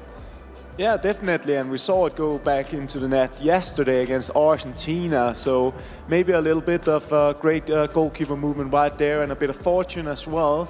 But you gotta say that France is asking questions to their defense, and Brazil, maybe they want to add a little bit extra into this second leg here. Yeah, they had a couple of corners as well, didn't they? Back-to-back corners. They could not score from the set piece there. Paulo Neto, does he come in, Alex, for the Brazilian side? Now he's up on his feet, more, I think, for discussion purposes rather than sitting in. As I have a quick peek over my shoulder, you can see the Brazilians just behind me there. You can see them here in discussion. Doesn't look like it as it stands. It's the same story as what we saw in our previous semi-final, where you get in at 0-0, and we mentioned how, do you make that change too early? And the answer is probably not, because you've got to give your players chance. This is their first game today, and it's a semi-final. It's a massive opportunity for them to put their names in the limelight. If you change it now, yes, you can't then make that substitution. So maybe just letting them go out for the next 45 minutes, similar to the real-life game. Let them go out, let them play their game, and then, yes, if it's still drawing by that point, I'm sure we'll see Paulo Neto come on and flare it up. Or something which could spur them on. We have some more good luck messages for the Brazilian team. Oi, meu amor, nós estamos aqui para te desejar boa sorte, que Deus abençoe os seus jogos, te dê sabedoria em cada deles e que, acima de tudo, você se divirta muito, como você sempre fez. Nós conhecemos todo o seu trabalho, toda a sua dedicação e determinação e sabemos o quanto você merece isso. Estamos muito orgulhosos e felizes de ter você participando deste momento, que você possa fazer os melhores jogos da sua vida. A Serena tá doida para ter um papai campeão. Um grande beijo, nós te amamos muito e estaremos sempre do seu lado.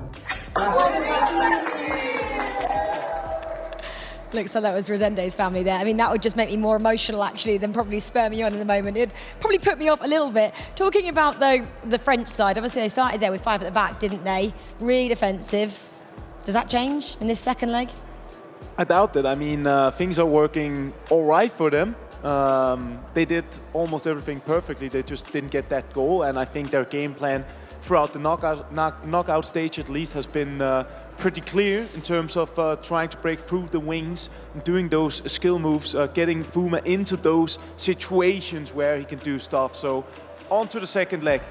Let's see if anything changes between these two sides as we go into the second leg of the second semi-final. Mike, Spen, over to you. Thank you, Rachel. Let's hope for a big finale to this semi-final. Great to see those messages as well from the families. Once again, you forget, that these guys aren't all youngsters. Some of them have got kids themselves and the families themselves. There's a lot of people watching, supporting them from home. Will they make them proud? I'm sure they will, whatever the result, as France look to break into the box. You have to say, until this point at least, Brazilian have done their homework and stopped those threats that you know, caused so many problems for Argentina in the previous game. Unless I eat my words here and France break through. No, once again, Brazil equal to it. And I like seeing the smiles. That might sound like a funny bit of feedback, but to a certain degree, you still need to be comfortable on the big stage. Brazil will be fuming if something comes of this because they had dispossessed France. They overplayed it. Ended up going off for a corner. France have had quite a few corners in this tie now. They've not made it count yet, but could this be the moment? Once again, the man of the match, you have to say, Thibaut Courtois, coming up trumps for the Brazilians. France, though, relentless in their pursuit of an opening goal. Biding their time. Henry, looking for an opening. Brazil get it back again. Can they make it stick this time? Every time there's a little bit of a risky pass in there. It's that pressing game you play. You need to get that ball back within the first 3 or 4 passes, don't you? Otherwise they stabilise. I was just going to talk about that. The counter press from France, it's dangerous. It's aggressive. It's confrontational. Seeing it again here. Oh, it's a foul. Nearly on display, Spence. I think that's a bit harsh there from the referee, if I'm honest. I will say this, though. If you're Brazil, if you can break through to the midfield and you go quickly, you will have a little bit of chance for a break. Yeah, we've seen that they can cause problems and pose questions of the French defence. The ball comes into the box there, Ruud Gullit, making that third man run through the middle, but Ballack was there. That's a good idea. We haven't seen Brazil try to introduce kind of the manual lob there with a triggered run. It didn't work out, but I like it as adding some variety into the gameplay. Mbappe is such a problem out here. Can he find someone in the box? Varane stops it, but is still alive. De Bruyne can shift it onto either foot there, of course, but just couldn't get the space. It's a long, hopeful punt upfield there from Brazil. They need to keep possession better than that if they're going to break down the French defence. Giving it away here though, Ronaldo, could he hit it? Oh, it's another save! And the goalkeeper's really stealing the headlines in this one. Just going to say, maybe the first big mistake from France there. FIFA 101, bad pass out of the back. All into the box, header, and it's in! And Brazil break the deadlock here. The world champions looking to do it again. 1-0 up, and of course it's that man again, Milinkovic-Savic with the header. It had to be Savic. You see them isolating, you see them aiming, you see them lobbing it up there. Let them go get it. 6'8". Brand spanking new, and he is causing problems. And now we've got an opportunity to see what the French are really made of. 1-0 down in the second leg against the #1 ranked team in the world of FIFA, Brazil. Can they find a way to break through the Brazilian defence? They've had chances, Mike. Had almost too many chances at this point. You could say 2 or 3 that should be sure things. One-on-one with Courtois. Here we go, ball out wide here. Henry picks it up, goes back, sloppy pass. And if Brazil do win this one, Mike, they'll be thanking the Belgian, won't they? Thibaut Courtois has made a string of sensational saves. And some of that's some quality goalkeeper movement to go alongside it. It's small steps, subtle details that make a big difference. Brazil were to get a second here, it could really dampen the hopes of the French. And they're looking for it here with a corner. We just saw Savic from the spot. He's just a matchup nightmare. He's taller and stronger than all the players on the pitch, so it doesn't feel like a 50-50. Mbappe. Is that a foul? Ref says no. France back on the ball then. The game's come alive with that goal, as we knew it would. We just didn't know when it was going to come. We didn't know who it would fall to. The flow of the game maybe suggested the French were more likely to break the deadlock, but it was the Brazilians who pulled through. And they've done it so many times before. That's why they are the world champs. They know exactly what to do when it comes to this stage of a tournament. Well, at the end of the day, it comes down to capitalization, being clinical. Putting a cross in though, Mike, one thing the French don't do. They don't play those aerial crosses. We've seen so many teams score from it. Look at this knockdown. Here we go. They can double their lead here with Henry on the left foot, but Zaha, of all people, stops him. Is that something the French, if you were to criticise their game in any way, you'd say, do they have a plan B? Do they have that second option where if the low pass game's not working, because they've got the players to do it? I think I'm still critiquing the plan A, and it just comes down to the finishing. They've got into the right locations, the right spots on the virtual pitch. Everything has been on point. Maybe they're not taking advantage of Savic the same way. You can see them targeting him on the Brazilian side. He has been that game changer. Giving the ball away, France can't afford to do that here. What a strike! And it's a Frenchman that might have just ended the hopes of France with a fantastic outside the boot effort that absolutely rocketed into the top corner. And you've seen both sides trying to set it up. That ball roll before the Trivela gets it perfect. It's time green. And this is something that Dembele can do. He doesn't have a weak foot. Remember, you can unlock and open up top drawer, top flight, top corner. And this also puts France into a real situation now. You've got to make significant changes. And they're doing just that. Some personnel changes on and off the pitch. It's going to be a brothers link up here. The Prosciutto boys trying to do it for the family. You see the substitution, and also you might have noticed they're adjusting that midfield. They're going to push them more to be involved in the attack, including Savic. And we keep bringing up Savic because to start out the tournament, we talked a lot about 2v2s. I had a debate with Alex. I was like, I'm not sure if he's going to make as big of a difference, but he has been a factor in every single matchup. Is this their way of changing strategy from plan A to plan B? Maybe with Fuma, such a great attacking, skillful, flowing player, he is more likely to play that way. Whereas if you bring different personnel in, it might be more natural for them to use that longer ball option, the cross option, which has worked for Brazil thus far. Maybe you're just sharing in a little different emphasis of the teamwork. You're already sharing in genetics. Why wouldn't it connect on the virtual pitch? I do expect a little bit of a different approach to some of the attacking positioning, because when you're trying to give Fuma a chance to make something happen, to be special, a lot of that is on the ground. You talked about why aren't we seeing crosses? Why aren't we seeing chip through balls? Why aren't we seeing knockdowns? That's not part of that collaborative effort. This will give you a little bit of a different look, different variety. Yeah, they've acknowledged the need for change. The question is it too late? Should they have done it at 1-0? Well, they have a lot of time. And sometimes you don't want to make a drastic shift, a big adjustment, if you're only down a goal, especially considering that France was making the chances. They were getting into those right locations. They had the GPS turned on. If anything, the critique comes down to some of the finishing. And obviously that second goal for Brazil has come from a defensive error, giving the ball away. You know, Brazil pounced on it. You talk about capitalising on the chances. Brazil have done that in a much better fashion than the French, because the French have still had more chances, I think. It was a big mistake out of the back, though. Right on the edge of the box. You don't have enough time to move your goalkeeper. Sets it up for Dembele to do something special. Can the French get a goal before half-time in this second leg? They don't need to. They can do it all in the second half. They will have time, but it would be a massive statement, and it would be huge for the morale of this French team if they can. There are 4 minutes left. Maybe just 1 or 2 more chances to get that goal before the break. Oh, it's a sloppy pass there, but they'll get another go. I don't know if they've done anything wrong there either, just an unforced error. Is this a long throw into the big man? No. Goes short to Mbappe. He finds De Bruyne. Savage. Rashford can't get past the hard. Not the first time he's made a crucial interception for the Brazilian defence. Brazil now just play for this final attack maybe. Not that they need to push it at 2-0 up. If they can make it 3, it might be enough to get them a spot in the final. Ronaldo. Good tackle from Buffon. Still alive though with Savage.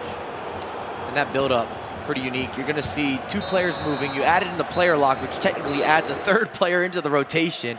A lot of simultaneous action going all-inclusive. And again, I bring that up because it shows confidence. They're oozing of some of the extracurricular.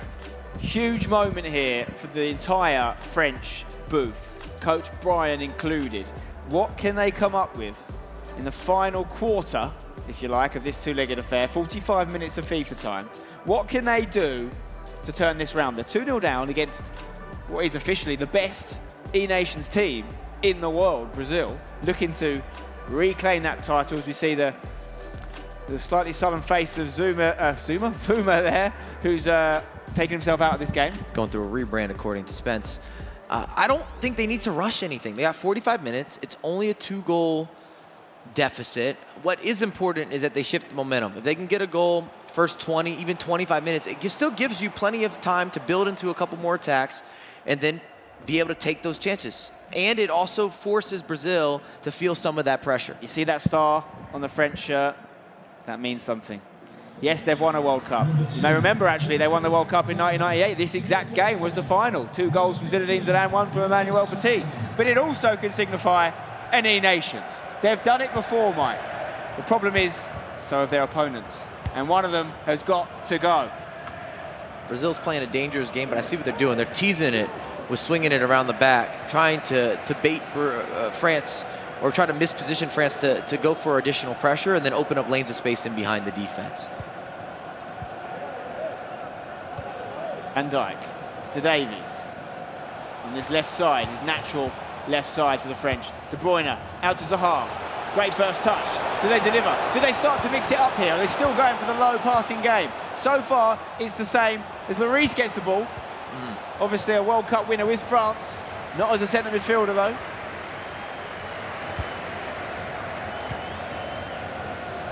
Henry. Dembele, scorer of that second goal. What a pass that is to an overlapping Frenchman in Camavinga for Brazil. Pull it. Savage. Good passing from Brazilians. Playing with a real confidence now. There's a vim and vigour to their game. Yoga Benito, you could say. France just needs to give us a little more of that ingenuity, right around the edge of the box, or even going a bit more direct.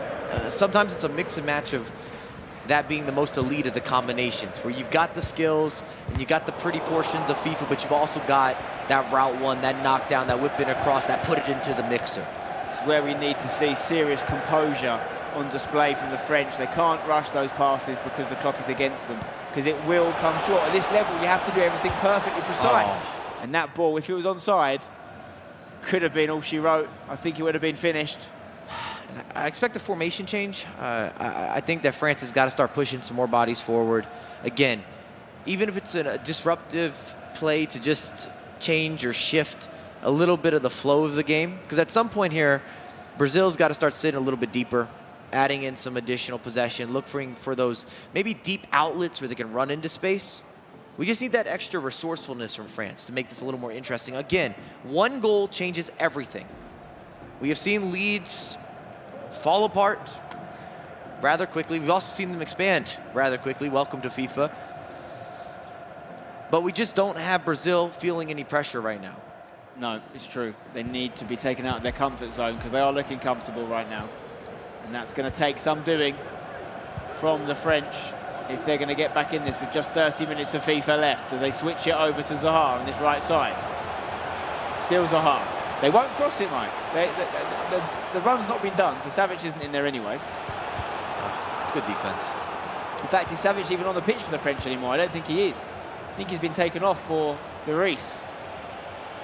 Pogba on the ball.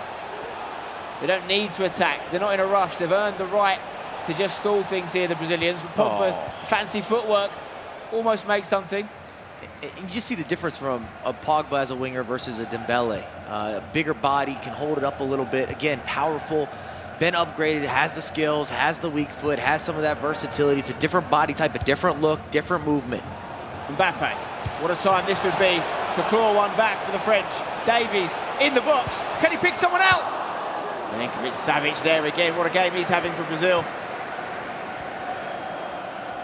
It's almost trying to be too perfect. I think they had a chance to go down central there as well. They've been going out wide, and you got to give a lot of compliments to Brazil here. They've defended phenomenal. They've got a man advantage here. If they can get that ball over to the left, they've got the numbers. It's been held up slightly. De Bruyne intercepts. See a first-time header there from Pogba again. Ball could have been on through the middle there. Sorry, Mike, the ball might have been on there. But once again, they wanted to go out wide instead. I just don't love that. We're missing some genius. You're missing some of that imagination. It's very much get the ball to the byline and walk into the box, isn't it?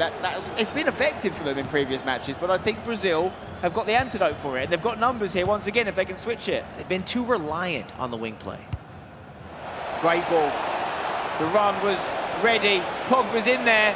Opportunities for a third. Zaha stops it and the keeper eventually catches it, but France are running out of time here. I expect to see France pivot once we saw the substitution with the double Peixoto action, that we would see maybe a different formation, a different approach to some of the build-up play. It's still too wing heavy. It's wing heavy, and when it goes out wide, it usually goes one way. It's beat the full-back and then cut it back once you get into the box. They're not looking to play through the middle too much, but they have done here, and no way! Thibaut Courtois has been unreal in this game. There's been probably 3 or 4 chances for France, which on another day, they go in. He's had everything. Shout out to the goalkeeper movement, though, of Brazil. Maybe that's been a huge part of it, if that is the underlying factor. De Bruyne here, looking for Ronaldo. Can't find him. Brazil at any moment could end this game. They don't need another goal, but it would seal the deal if they were able to get it. Right now, Brazil will be progressing as things stand into the final for a chance to play for $300,000. More than double what Brazil won this time last year, by the way. Oh, that's wonderful composure. And every second that Brazil have the ball is like a dagger in the heart of the French, who need to get it back. I don't want to be the bearer of bad news. I don't think France has enough time. Dealing with the 85th minute, already down on the wing. It's Brazil's throw-in.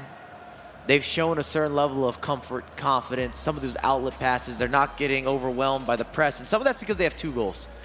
The big takeaway here is that there was a mistake from France that allowed for Dembele to have that outside of the box, that long shot that allowed them to double their lead, but you could tell right when that happened, the dynamic changed, the mindset changed, the confidence shifted. It was a little bit different ambiance in the air and also on the sticks. If you look at what's happened on the virtual pitch from Brazil, they weren't as nervy. They had a little more free flow, a little more fluidity, and they adjusted their attack, possession out of the back, and then over the top. These looping over the top through balls. We were looking at Pogba. If you can find Savic, sure, Savic can come down the middle of the pitch. He gives you a release. I think they have relied on their goalkeeper at times, but they've done a professional job when they've got the chances they've taken. And what they've done since going up has been the most impressive, I think. Since getting themselves in that position, they've really just shut France down. And a lot of France's chances were early on, before the goals. We could talk about Courtois just making a save, but that's pretty much been it. When you're looking at after they had that 2-0 lead for Brazil, it has been a lot less Courtois making these momentous saves and kind of changing the game, as you see in the shielding now. France get the ball back, and they needed to, and they've got to make it count. They need to score on this attack, because then they've got to do it again. And it's going to take a real Brazilian collapse that I just don't think's coming, Mike, as Brazil get the ball back again. Klosterman, they don't need to cross it in, because it's probably already too late for the French, but they have got it back. Lloris pumps it forward in a very un-French way, because we haven't seen that from them a lot, but it is over. I don't think France will even get 1 goal now. Brazil have done the job. They've done enough to get to back-to-back E-Nations finals, as the French look to half the deficit at least. There's 30 seconds of injury time left on the clock. I don't think it's mathematically even possible for France to get 2 goals now. And it is over. And there it is. And look at the celebrations from the Brazilians. They've brought a carnival to the Middle East, and they're absolutely loving life. And they could win back-to-back E-Nations, Mike. The French, though, heading home, doubling their performance from last year, from top 8 to top 4. Maybe next year will be their year. And as you said, professional performance, took their chances, limited mistakes, fantastic goalkeeper work. We've got to stress that. And it would have been a different game. If France got on the board early, we're talking about this different, the dynamic being different, but it didn't happen. Great to see the Brazilian scenes of celebration, although I would say they're not that over the top. A lovely little chest bump there.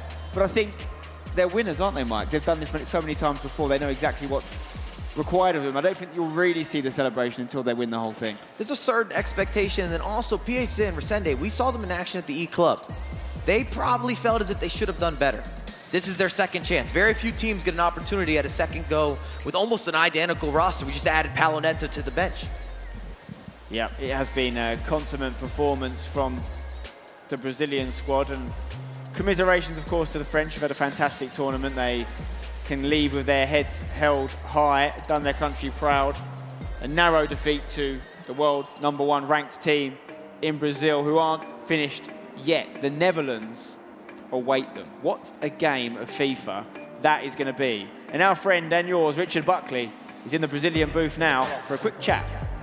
I certainly am, Spencer. Incredible stuff. Brazil have done it. Who fancies... Well, I'll chat to you all, actually. Firstly, we'll go to the coach. What a team you assembled here. How does it feel to see Brazil back in another E-Nations Cup final? It feels amazing to be in another final in a consecutive year. We got a pretty good team over here, most experience, a lot of trophies, and the best player in the world for a long, long time. So it's amazing to be here in another final. And you've almost got sort of a core team here. You've got the Ajax boys, then you've got someone off the bench who can do magical things. How important is it to have sort of your two players and then Paulo who can come off the bench and change the entire game? Yeah, it's a lot of, pressure to choose which one gonna play, but we trust every player that we have to do any function in the game. So Paulo can be as a beast on the offensive as a defender as well. So we are prepared. We got the best replays from Brazil right here. So it's feeling good. Pietrin, I'll come on down. We'll spin around. Little answer. Everyone wants to hear from you. Easy question. How does it feel? Yeah, amazing. For us, in the final, one more time. Now is the time for the back-to-backs, and that's it. I know you're not the most confident. A man who's full of confidence. Resende, come on in. You saw a little message at sort of the first leg. It looked to motivate you going into the second leg. Yeah, of course. It's really good to hear messages like that. All my family was there. But of course we are happy to go to the final, but we are also focused to get the trophy, and we're gonna do our best to this. And you weren't playing last year. You were here as sort of a supporter, a cheerleader, you could say. You're in the hot seat this year. How much over the last 12 months did you want to see these boys succeed and then think, I want to be there next year? Yeah, I think in Brazil we have a lot of talents, and of course it's difficult to be in this level. But I'm playing for 5 years in a good level, so I know that I can be here for all years if I want. So I'm gonna try this forever, and of course be here is a pleasure to wear this shirt, and we're gonna get the trophy now in the final. Incredible stuff. Brazil, the FIFA E-Nations Cup Grand Finalists. They'll be taking on the Netherlands. We're just going to have a little walk over to Team France. Brian, can we just have a quick chat? It was a great game of FIFA, very small margins in the end. How proud are you of this France team? Well, very proud of them, as always. I think we did a great game. Yeah, well, it's FIFA. I think we could have scored maybe first. We had some chances. They moved the keeper very well, actually. But yeah, when they scored the first goal on this corner, we lose a bit of momentum. I mean, they scored the second, and well, in the end, they keep their advantage very well. So yeah, nothing well to say. Well played to Brazil. Yeah, always extremely respectful. Just when you look back over France, the last couple of years, you've been close but not been able to get over the line. I'm sure the time will come where 2019 you can lift the trophy again. France is an incredible FIFA nation. For everyone out there who's watching at home in France, what have you got to say to the people?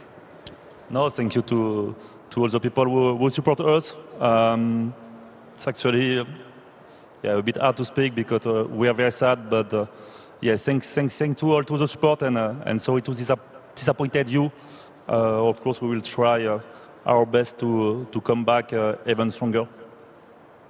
Thank you very much. Always great talking to everyone here. Brazil versus the Netherlands, your final for the FIFA E-Nations Cup Grand Final. For all the preview as we head into that final top two match, back to the couch.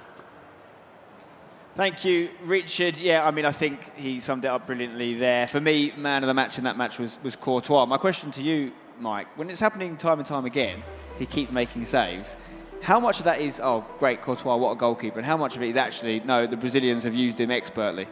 There's a mix. So, of course, Courtois kind of overtaken even Van der Sar, in my opinion, as the goalkeeper to use. But there's slight movements and timing of those movements that make a big difference to increase the percentage of some of those saves.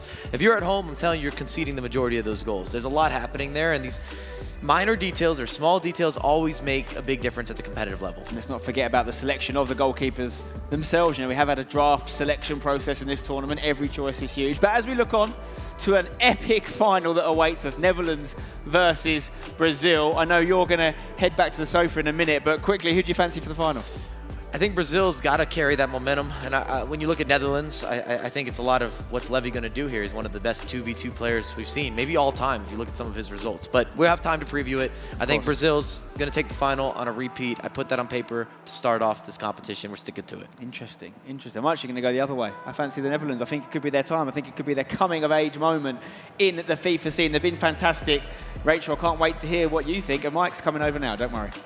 Yeah, thanks, guys. Well, I should always put Aggie on the spot, but we know he likes to sit on the fence. If I went with you, which way are you going? Brazil or the Netherlands? Are you going to sit very much in the middle of that couch there, Aggie, and not give me an answer? I mean, it is comfortable right here, but I mean, first and foremost, I gotta say Brazil is on their way of perhaps, I mean, creating one of the biggest moments in FIFA esports history. Like, you gotta take a look at it. It's pretty unique and it's something that's never been done before. Not even in 1v1, so it's huge what they're doing right now. I still think that the Netherlands are looking sharp if I have to pick a side. I just feel like the tactical element there is very strong. The fundament there is there now from Netherlands, and I think this is their shot. We have a lot of time, don't we, to speak about that Brazilian side because they are in the grand final. But I do want to just draw our attention back to that French side, who again could have made a bit of history. They could have got 2 titles. That wasn't to be. How different were they from yesterday when again they went up against a second South American side, as Mike just joins us on the couch? That was Argentina, of course. 5-2 yesterday. Couldn't score any goals past this second South American side today. Obviously, the boys are talking about the goalkeeper movement. Were they just lacking a bit in what they had yesterday as well, Aggie, would you say?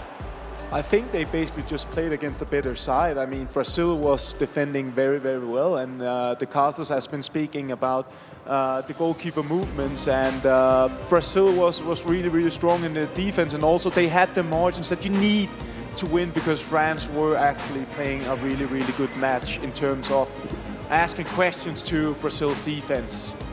Yeah, I mean, France comeback was on. You mentioned it, the keeper, time and time again, but compared to yesterday, they never really got going. I mean, they were there. They just didn't convert. And at the end of the day, FIFA can be kind of harsh, can be kind of cruel. If you don't take your opportunities, you're not going to find yourself in a final. It was the same. They would keep repeating it with Italy. Mistakes went kind of not their way. Well, the second goal they conceded, it's a huge mistake out of the back. They lost possession. Dembele, quick skill move, top corner. You didn't have enough time to adjust the goalkeeper either. And that really shifted the dynamic because Brazil didn't feel pressure anymore because they had that 2-goal spread. They had a little extra helper. France, though, like Sven had said as well, Aggie, keep knocking on the door. Don't quite convert to become finalists. How much work does this French side have to do to beat the likes of Brazil and possibly the Netherlands if they were at that side of the bracket? Are they almost there? I mean, I think they did almost enough. Like, the pre-work was outstanding and arguably the best we've seen in this competition so far.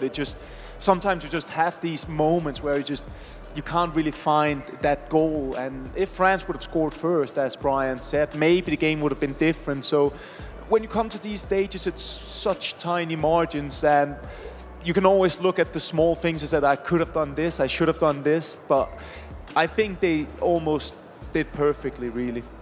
Brazil, are they better than the Brazil of last year who won this title? Mike, obviously a completely different roster apart from PH. Then obviously we had Resende on the couch, really, didn't we, last time? Or are they on a level playing field with that team? It's so difficult to answer that question. I think in a 1v1 format, I would take this Brazil. But 2v2, they were something special last year. You just felt they were building into the competition. But again, on paper, you have bigger name players coming in this year. Last year was a little bit of a surprise. We knew they had potential, but some of those names weren't as proven. Yeah, Crepaldi and Klinger, we weren't really sure what they were going to bring to the party. They partied hard, though, didn't they, when they won that trophy? Well, let's continue then speaking about Brazil, because Alex has a couple of their magic moments to break down for us, including those 2 goals, I hope. Yeah, we're going to take a look at both of the goals that Brazil scored to see them through into the grand final. And they're two very different goals as of that. Let's jump in to the first one, which is going to come from that corner. They decide to go short, which is something that a lot of players will look for on FIFA 23. Just want you to take a look at the man at the top of the screen. That is Milinkovic-Savic. We spoke about him so many times throughout this tournament. France have one of two options. The option one can be to double team out here and cover the pass on the edge of the box and try and stop the cross from coming in altogether. Your option number two is to maybe go ahead and grab your Milinkovic-Savic, which is just in the middle of that penalty area, and put him man for man and drag him over to try and stop that threat. Brazil are early with it. They know exactly what they want. They come short, and then you are putting trust in your teammate. Mbappe needs to get tighter. He needs to be more aggressive, as Henry is going to look on that inside to then get that cross in. If you give him that time and space, you are going to see that man take every header opportunity there. And that's exactly what he does. He leaps, the green time finish, and it's a beautiful header. Now, the second goal was a little bit different. This does actually come from a mistake from France, where Brazil are going to look to drive that ball into the middle. Now, we're going to see the defender, Ballack, pick that ball up. They're going to look for a pass out immediately. Doing this allows the opponents to put that pressure onto you straight away. I call it the knee-jerk reaction. It's where you win the ball, maybe you weren't expecting it, and you just press the pass button to try and find a teammate, to try and get out of that press. In doing so, though, that's where Brazil win that ball back up, and then Dembele receives it on the edge. It's not all done yet, though. This is beautiful movement from Dembele, knowing, well, if he goes left, he's going into a channel where there's two defenders, and it's more than likely going to get taken out. He won't be able to drive through there, so instead he just goes up. France take the gamble to go through there, and it just opens up that space. The green time power shot to go through there is absolutely beautiful from Dembele. We don't see it as often on FIFA 23 because they tend to get the looping Trivelas, but Dembele makes it work, and it's one of the reasons why Brazil are looking so dangerous going into this final. Thanks so much, Alex. Well, the Brazilian side looked dangerous. They scored 2 goals in that semi-final, but the Netherlands, they scored 3 as well. So game is very much on. I've just teased you with our grand final. I know you already know. Let's just see them then on the spider diagram for one last time and how they got there as well. The Netherlands then, they defeated that Italian side a little bit earlier, 3-0 that final result. They were the first team to book their spot in the grand final. Then we just saw Brazil, the defending champions, take on France. That one ended 2-0. So neither of our finalists there conceded actually to get there in that semi-final game. On. Netherlands take on the defending champions Brazil in the E-Nations Grand Final coming your way a little bit later. Well, time for a quick pause on the gameplay behind us because we have a very special guest just joined the studio. He's a legend of Saudi Arabian football. He played for Al Hilal for over nearly 300 appearances, 270, actually 101 goals as well. It is Sami Al-Jabbar. Welcome. Thank you very much. I'm so happy to be here. And to be honest, I'm quite impressed about what I'm seeing here. It's great, isn't it? I've seen a bit of on your social media. Obviously, you're ambassador, aren't you, now, for the event going on here. You brought your son with you as well. Absolutely. I see he's been in the gaming pods. Is he enjoying it? He's with me, and he was like my source, actually. He's telling me about everything here, about the players. Since I parked the car, he saw one player, very famous. Daddy, I want to take a picture with this guy. And I said, I don't know this guy, but you know what? When I saw that everything here that I know, the generation, they love this game. I mean, we want to talk a little bit about your career as well, because you have had such the stellar career. You've been to 4 World Cups, Asian champion as well. I mean, you've really kind of kept to that one club as well, which I think we don't see that much of it. Now 20 years at Al Hilal. You had that little stint as well. I'm really intrigued about that in Wolverhampton Wanderers for 5 months. I'm sure we're all very excited to hear about that. But tell us a little bit about your career and what was maybe a highlight for yourself. Actually, just like, you know, I were so lucky that I played for 20 years, that time. And when you get injured, it's difficult to get back but now it's different. But I think the key or the main key was discipline. The discipline is very important in the career of any football. I remember when I went to Wolves for 5 or 6 months, it was a challenge. That time, 2000, it's not allowed to let the local player to go away and play, but it was exceptional. So I started as the first one. It changed my life, to be honest, as a professional player. What I see there, what I saw there, it was different when I was here. So this gives me the strength and the mentality to stay 20 years, as you mentioned, and I was so lucky. And this is about football, so discipline is the main important thing. And with all your success, of course, on the actual pitch, you've now been introduced on the virtual pitch. You've gotten a hero item. How does that feel? That's got to be a little surreal for you. Absolutely. What I'm seeing today is the game. To be honest, it's my first time. But what I saw is that technically, mentally, is not far away from the real. And, some movements it's not real, of course, but if you see the players, I can read how they think. They think like coaches, they think like a player at the same time, and which is really, the game is coming bigger and bigger because this is the future, I think. You're obviously an icon of the game as well, and been in many big moments and played a lot of important matches. If you have any advice to the two final teams, what would that be? Sorry, say it again. If you had any advice for one of the final teams, what would that be? I'm sure the game always, you cannot expect who's the winner today. I can see the ranked 19 beating ranked 8. Then I can see, but the chances, they have the chance Brazil to win for the second time, which is in the row. They have the experience more, but in the game, I think I will give the advice like, forget what happened in all this qualification games until the final, and the final is like your first game. Sami, this is a world champion as well who just asked you that question. I know, and it was a pleasure to be also with the world champion, and thank you. Obviously, you've managed recently as well with Al Shabab. If you were the manager in any of those two pods, do you give a team talk? Are you a motivating kind of coach here? Sami, what would you say to them just as they go into kickoff? I would just say 2 words: make a history. That would get me a little bit nervous, I think, you said that to me. Samir, I also want to ask you a little bit about the Saudi Pro League. We have so many great players now coming here. Ronaldo, Karim Benzema, you've got Roberto Firmino, just to name a couple of big stars. Is that going to completely change the game over here? Absolutely. It's a small revolution here. And to bring all these names and all these players. I think 4 or 5 years ago, they mentioned they want the league to be the best top 10. Now I would say this is the step. I can see the vision is not about just like it's a vision. It's a vision with really active things to take the football in general and the soccer. What I say football is like the sports in general and the football specifically, it's growing up here. I mean, it's a soft power at the same time. The people here, they are passionate about it. This is the secret. So with these names, with these transfers, and more transfers is coming. So we are so proud and so happy, and we will be excited for the next year.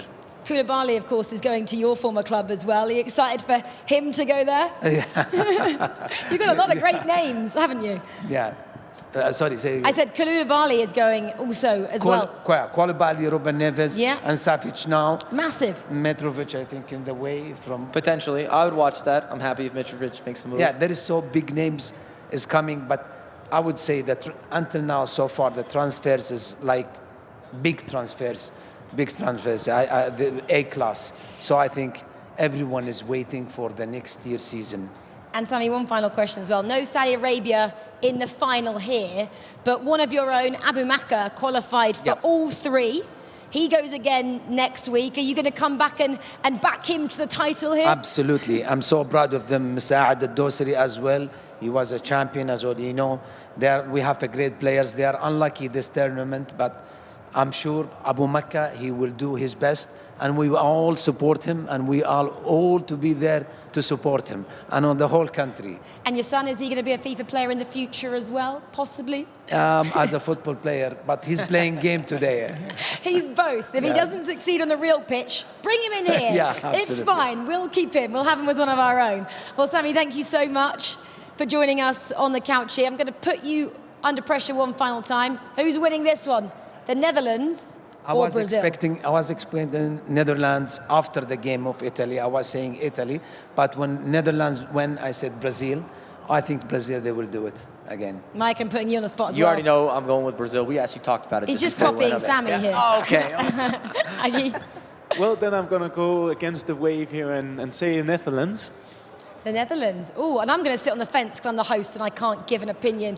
Sammy Al-Jabber, thank you so much for joining us. Thank you so much. Thank and you, we hope everyone. you enjoy this grand final. Thank you. Well, it's almost time, isn't it? We have, of course, the Netherlands taking on the defending champions, Brazil. Let's have a little look then. A few stats, I'm going to say, that they've achieved so far. Sammy actually alluded to the fact that they're the world ranked number 19. A few facts to look at there. Passing accuracy is 90%. That's pretty strong there. No mistakes from them, Aggie. No, very solid, very consistent. Yeah, very good stats overall coming into the final here. Their last 2 games been very, very remarkable. They didn't concede. They scored a lot of goals. They're coming in with the momentum and the confidence. We can have a little look then at Brazil. Look at the world ranking. I know we can't really look at it now, Mike, but number 1 just gives you extra confidence, surely? I definitely think there's a lot of accountability that they want to put them out there and have that repeat. Also, I talk about it a lot. I build the narrative that I feel like Brazil has the most untouched talent, maybe raw talent, that we haven't put into competitive FIFA yet. So this kind of confirms that in a way. These are your big name players. They come home with the wins. You say we should make bigger investments there. Well, that's a little look then into our 2 sides. And I actually spoke to Coach Renzo ahead of that final semi-final. I said, who do you want to face? He said, Brazil. I want to dethrone the current champions. Well, that's a massive statement. And it's time then for our grand final of the FIFAe Nations Cup. The Netherlands take on Brazil. Let's welcome our teams.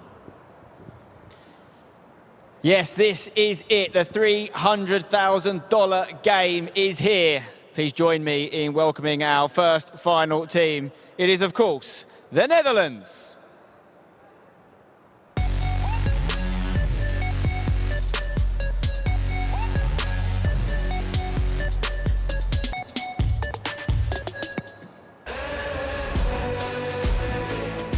Here they come with their flag raised high and proud.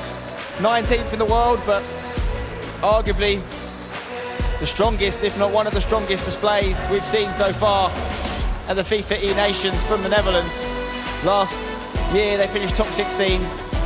Can they win it all this time out? Standing in their way is as hard an opposition as you can hope for. The reigning champions and current world number 1 team, Brazil.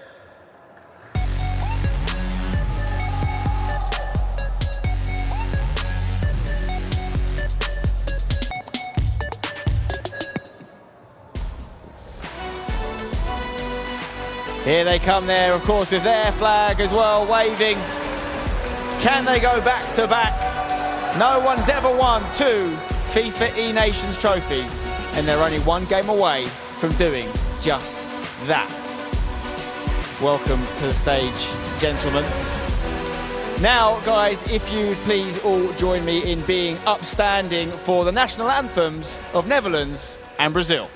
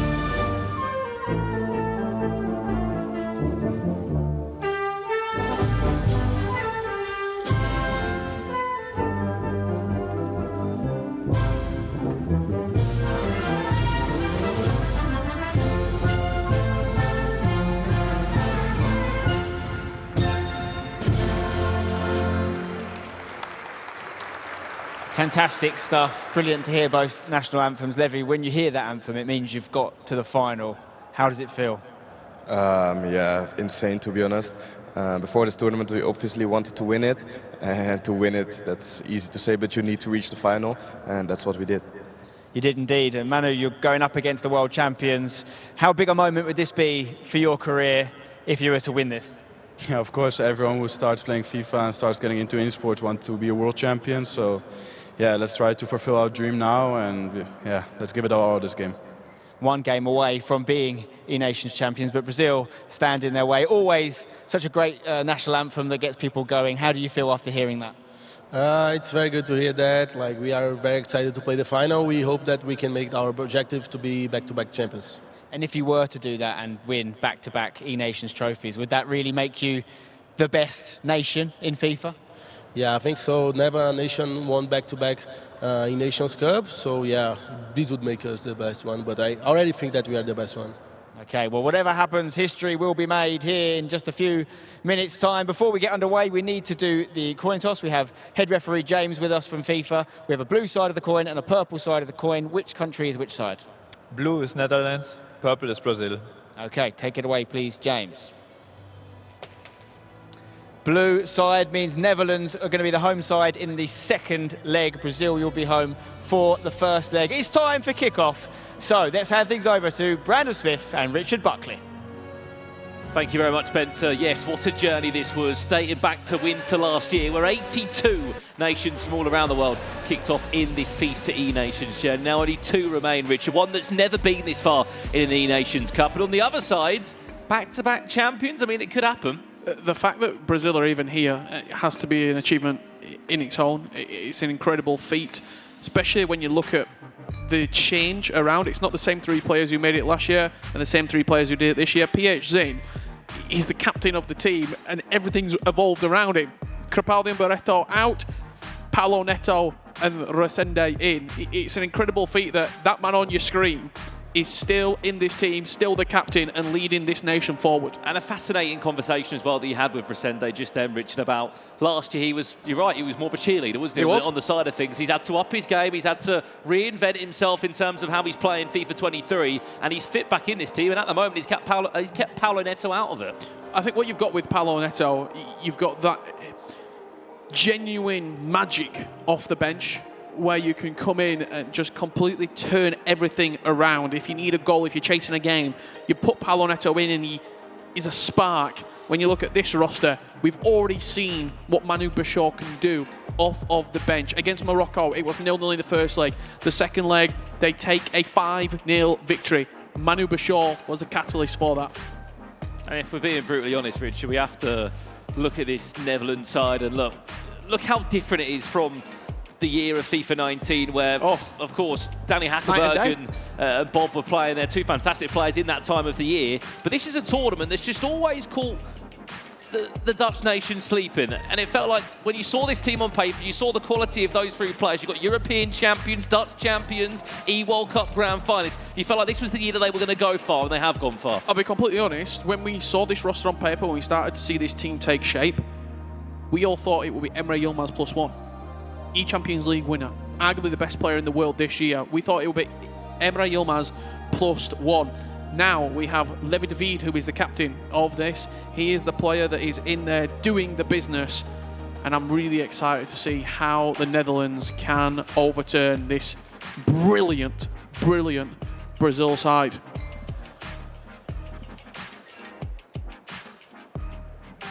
Well, this is the one. Grand final of the E-Nations Cup. Brazil looking to go back-to-back, what the most successful nation in football when it comes to the World Cup victories in yesteryear. Up against this Dutch nation, as we said. So good. What a run they had. Top 16 it was last year for those guys, but this time round it's been such a different storyline. Looks so convincing in knockout players. Well, after maybe a shaky game, a tough game against Australia in the round of 16, Richard, 3-0 win over a difficult side in the semi-final. But before that, a 5-0 masterclass against Morocco. All in the second leg as well. First leg, it's a very slow, cagey start. Second leg, they come alive. Both semi-finals, 0-0 in the opening leg in both Brazil match and the Netherlands game against Italy and France respectively.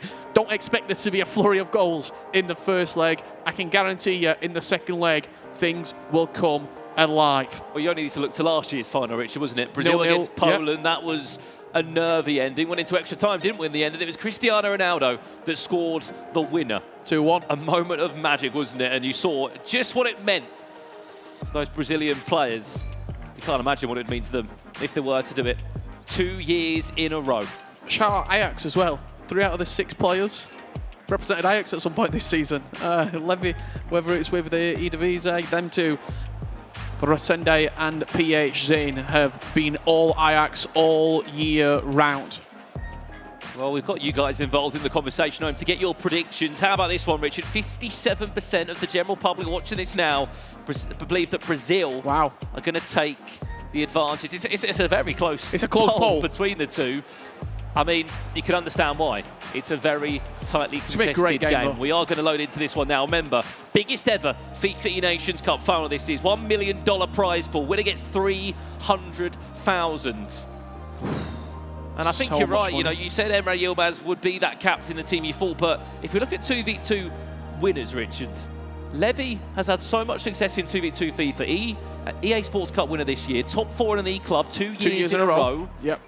He seems like he's a player that you can mould him around different players, especially when you've got, what, 2 fantastic players, 2 World Cup grand finalists next to you. Well, here we go. FIFAe Nations Cup for the 2023 season. This is the big one. The $300,000 game of FIFA. 2 legs of FIFA coming right up. Who will crown themselves as 2v2 world champions? If you are looking to follow along at home with individual player curses, individual player movements in the game. The captain of this Brazilian side is PH, and he's played in every single matchup throughout the C-Nations journey so far, and it will be Resende with that orange circle above his head in the Brazilian side. On the opposite side, Levi David, no surprise, is the captain with that blue triangle. That sort of turquoise green will be Emre Yilmaz. You've already seen a couple of attacks starting to take shape. That over the top through ball for the Netherlands. Brazil looking to play down the byline, driven pass inside. That's risky. Oh, Resende picked that one up with R9. Did not expect to get the ball there, and I mean, I don't think they expected to give it away. First 8 minutes, hospital pass straight across your own box. Way to get the blood pumping. As we said on the build-up, both of these teams have experience of 0-0 first leg games. Only look back to France against Brazil in the semi-final. Alternatively, the semi-final that the Netherlands had to play. First elastical or 2. Here's Emre Yilmaz, showing what he can do. Such a great mechanical player, Richard, this year. We've seen it individually, how good he's been. Became a European champion just a few months ago in Istanbul. Yeah, a lot of people argue best player in the world as well, Emre Yilmaz. And it's hard to do that when all the other players, all the other pros here, even the attendance in Riyadh, say you're the best, to then go and back it up, to then go and qualify for multiple tournaments, to go and win the biggest tournament up to date outside of the FIFAe Nations. Well, the wild thing about Emre Yilmaz, 18 years of age, this is only his second year competing. Please keep that in mind. 2 years in a row he's played in that time. Back-to-back E-World Cup Grand Finals. E-Nations Grand Final as Brazil looks to build up on their first real chance of the game. Milinkovic-Savic, couple of step-overs. Here's Brazil now back to Resende. Big save from Courtois. And it's the first shot fired from Brazil. It's a nice build-up play. Vanja Milinkovic-Savic involved for both teams. He was the 6'8" player in the middle of the pitch, if you're unfamiliar with his appearance. Here's for Dembele. Here's the Netherlands now. Little stab at that from... Oh no, it just couldn't quite find his full conviction through the shot. Both teams had big chances. I love the press. No, Emre Yilmaz, big win back for Emre. There could be a chance for Levy. It is the Netherlands that strike first. You simply cannot make a mistake like that in a grand final. You also have to applaud the pressing of the Netherlands. It looked a pretty simple pass out the back. They were on it, they were quick, they were electric. And it's been a really good start from both nations. Brazil could have gone 1-0 up with that shot across the goalkeeper. The Netherlands come down the other end, they sustain the attack and get their just rewards. You're right though, Richard, the timing of that press from Emre Yilmaz. It just passed over to his teammate, Lemmy de Veer. It's the Netherlands that lead by a goal to 0 here. Fun fact for you, they've never matched up, these two nations, in the Nations series at all, from FIFA 19 to last year in Copenhagen and even this year. Obviously, respectively, in different regions on the online qualifiers. But when they've got to LAN in terms of group stages, bracket runs, they've never matched. The first time they are matching is in a grand final. We said it might be a 0-0 in the opening leg. We were wrong. The Netherlands coming out with a real, you got to say, game plan. That's not something that you just spur of the moment do. It's a conscious decision to say, yeah, we're going to start on the front foot and we're going to really try and press this Brazilian side into a mistake, and it's exactly what they did. Well, we also know what this Netherlands side can do too, Richard, in terms of just ripping their opponents apart. Morocco had such a good tournament, but struggled in that second leg against them. Here's Resende now back to PH in Brazil on the hunt for a way back in the tie. So much pressure there from Emre Yilmaz. Had to just panic and get the ball clear of Russell on there. Brazil still in the ascendancy of the Netherlands. Keeping on that long throw into the box. They go for it. Milinkovic-Savic is there on a knockdown, but he's also there on the defensive side for the Netherlands. Yeah, you remember when it used to be Ruud Gullit and Cristiano Ronaldo defending each other? A repeat of that. Emre Yilmaz, what have you got for me? On this side of the pitch, big win from Brazil. If you have just tuned in, it's the Nations Grand Final. Keep an eye on another long throw potentially. Maybe not needed this time. Gullit happy to pick up the ball. The Netherlands looking for a second. Back to R9. Little reverse elastico. It wasn't needed, but he also didn't expect to get that much time and that much room on the ball. The goalkeeper movement, again, really, really important for Brazil. They committed to that far side. He shifted him all the way across.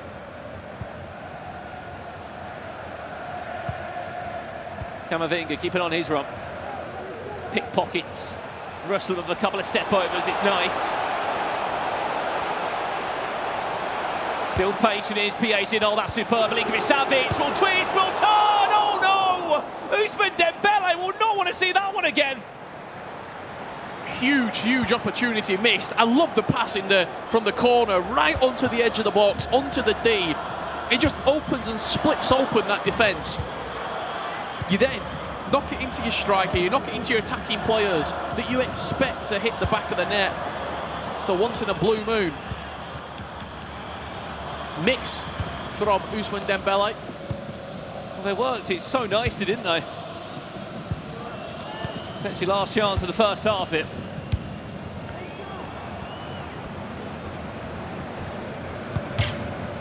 What a throw in. Just inside their own half. Long throw maybe. Emre Yilmaz teased the idea. Now it's Levy. Happy to play it short. There is one Dutch player that has had such a key part of this team. Frankie de Jong partners alongside Ruud Gullit in the midfield. Been the ultimate box-to-box midfielder. Drift this one in. Here's a shot for Gullit. Sticks the hands of Courtois. Will they get it clear? Yes, they will. And we'll take a breather into half-time. The Netherlands still lead by a goal still, but it very nearly, Richard, could have been 2 goals to 0. A frantic first 45 minutes, it has to be said. Both teams attacking well, opening up their opponents on multiple different occasions. Let's have a look at some of the key moments from this first half of action. It's a shot, and just look at the bottom of the screen when they try to play this out. Look at the radar there. He flicks onto him and he presses him with Henry high up the pitch. Then it's all about the cutback. Do you have it? Yes, they do. And a great finish. This is a huge, huge chance. Ousmane Dembele. I mean, that's Emre Yilmaz there. We said this guy is a bit of a FIFA monster. Look at what he's done this year in 1v1. Only 18 years of age, second year competes, and already earned over $130,000 in prizing for a player that very casually just played FIFA last year, from what we heard. Then Team Gullit picked him up, continued to develop him, and now look at him playing in the biggest tournaments in the world. Fantastic press. A couple of ball rolls just set up for his teammate Levy, who still had a job to do. And he did that job just right. Back on the way. The second half in.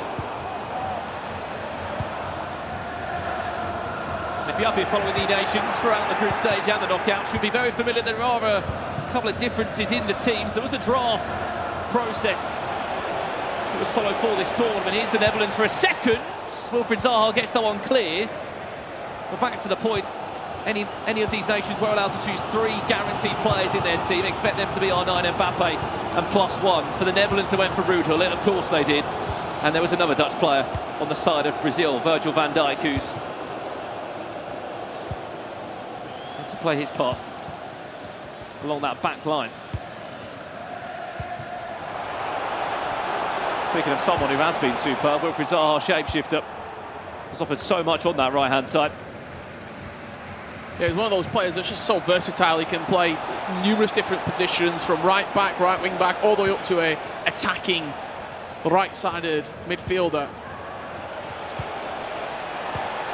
He needs to do some defensive work on that side at the moment, though. Finesse from distance was always asking quite a few questions off the shot. Yeah, if you are Brazil, you're happy for the Netherlands to be taking those sort of strikes. Didn't have the positioning, didn't have the angle. Sailing over the crossbar. For as good as Ruud Gullit is, and he's very good, well, he can pull that out. There's one thing to pick up, sorry Richard, in terms of the way that Brazil have played the nations. Brazil have never made a sub in-game.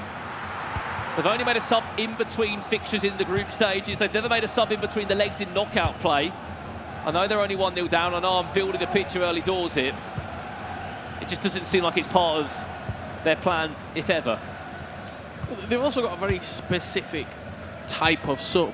It's an attacking player, so that they would only bring Paulo on when they're trailing in those knockout matches. He's Henry.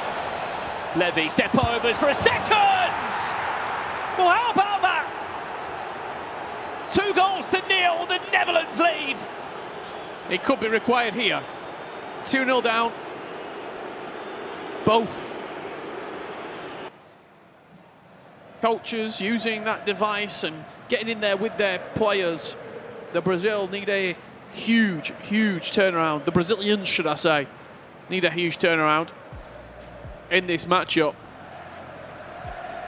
Just had a feeling going into this grand final that it goes either 2 ways. The Netherlands just create and create and create that they always seem to do. They did it throughout the group stages with big wins against Saudi Arabia, from Qatar, Canada, the list goes on. But also in the knockout stages, have not conceded a goal since a ball was kicked in the quarter-final first leg. Keep that in mind.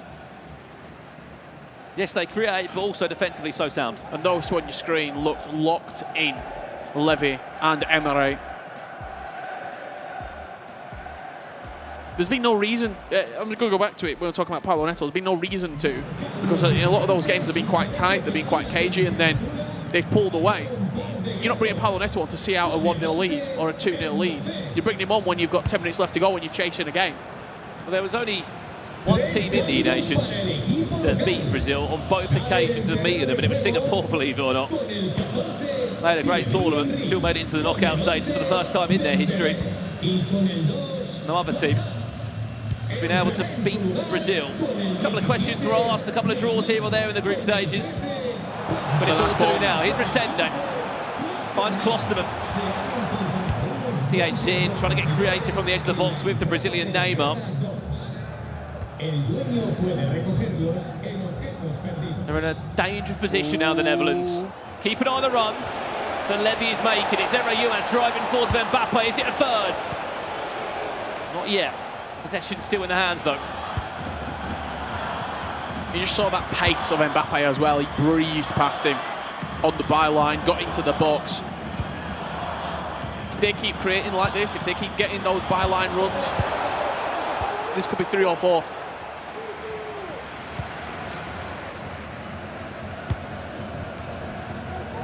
Klosterman. Camavinga. Charging on from fullback again, defensively so sound. Keen to get your thoughts, Richard. Milinkovic-Savic, we know how good he is, but he just sits in this back five for the Netherlands. And he's just done such a good job of just ticking things over. Well, he gives you a lot of protection. Anything in the air, you know he's going to be good. You know he's going to be... That's what he's in the team for, but just any sort of block, any sort of interception, he's so big. And I know we've made a joke about his size a few times over the last couple of tournaments, but he just locks on to a lot in that back five. And offensively, if you need a surging centre-back moving forward, if you need someone from a throw-in or from a corner, he just offers you so much. I'm not surprised that in our grand final, the best 2 nations of the tournament, I'm sure Alex B will like this, is in both teams. Well, it might get worse for Brazil. Henry towards the back post, Mbappe was there, Klosterman tucks it in the back five as an extra body. Counter-attack. What a ball that one could be. It's a running race between Teo Hernandez and Milinkovic-Savic, who apparently doesn't just defend, he also makes 40, 50-yard runs forward to try and pull the current E-Nations Cup champions. Long ball forward, finds Henry. Is there a cutback available back to Hullen? It's going to be dangerous. R9, couple of skill moves. Let me veered back to Emre Yilmaz. This time it is the Brazilian defender that comes to save the day. Not for that long, though. I think if you are Brazil, it's been a very subpar first leg performance. It sounds crazy to say. I think you get out of this game with a 2-goal deficit.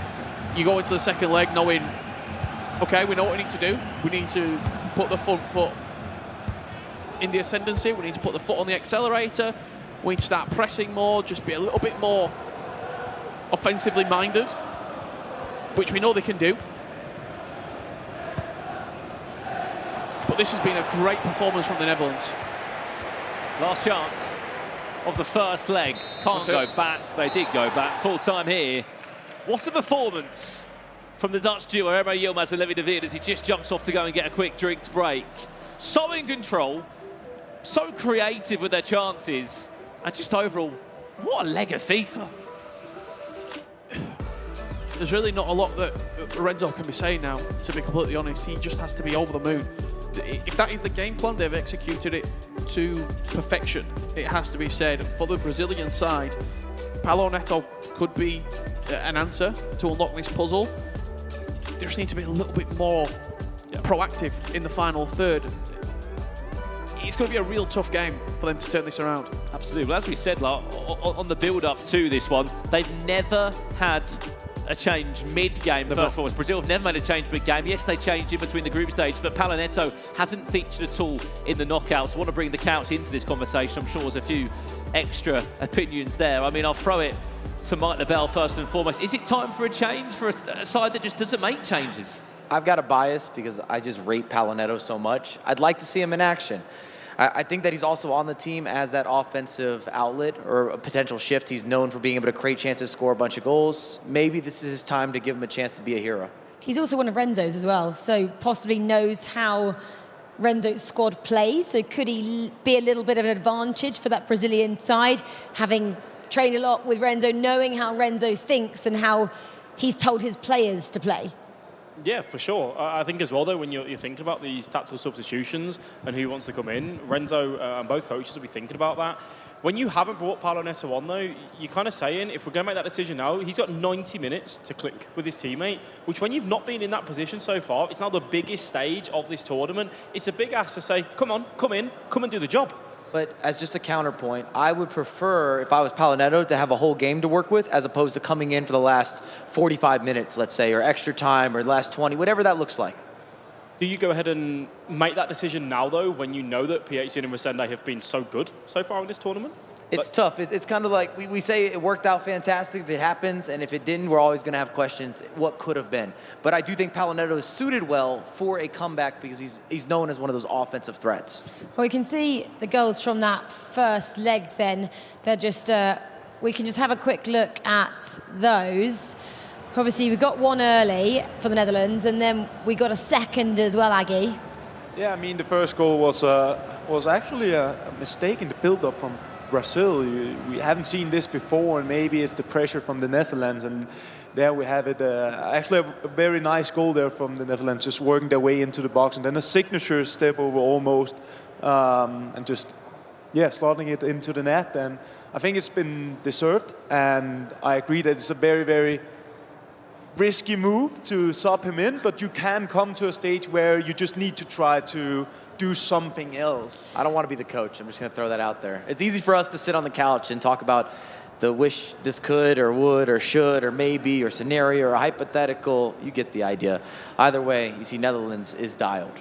Surely the Netherlands are also rubbing their hands here. I don't mean PH Zin. I do mean the Netherlands, just because every other knockout game, it's been a draw at the beginning of the second leg. Now they've got a 2-goal lead. Surely they're like, we know how to come back strong in the second leg, and we don't even need to do as much work because we already have this 2-goal advantage.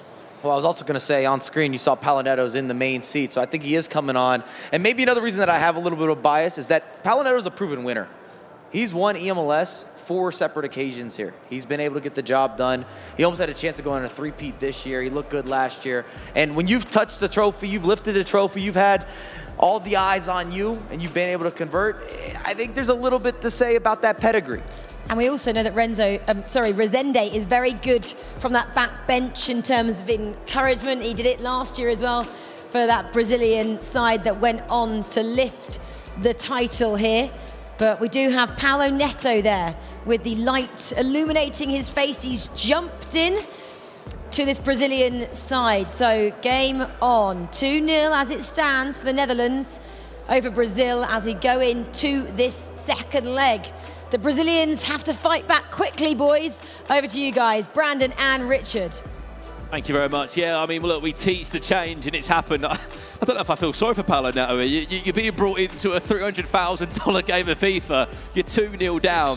And all the fingers are pointing at you to come and change the game. But that's what he knew he was in for.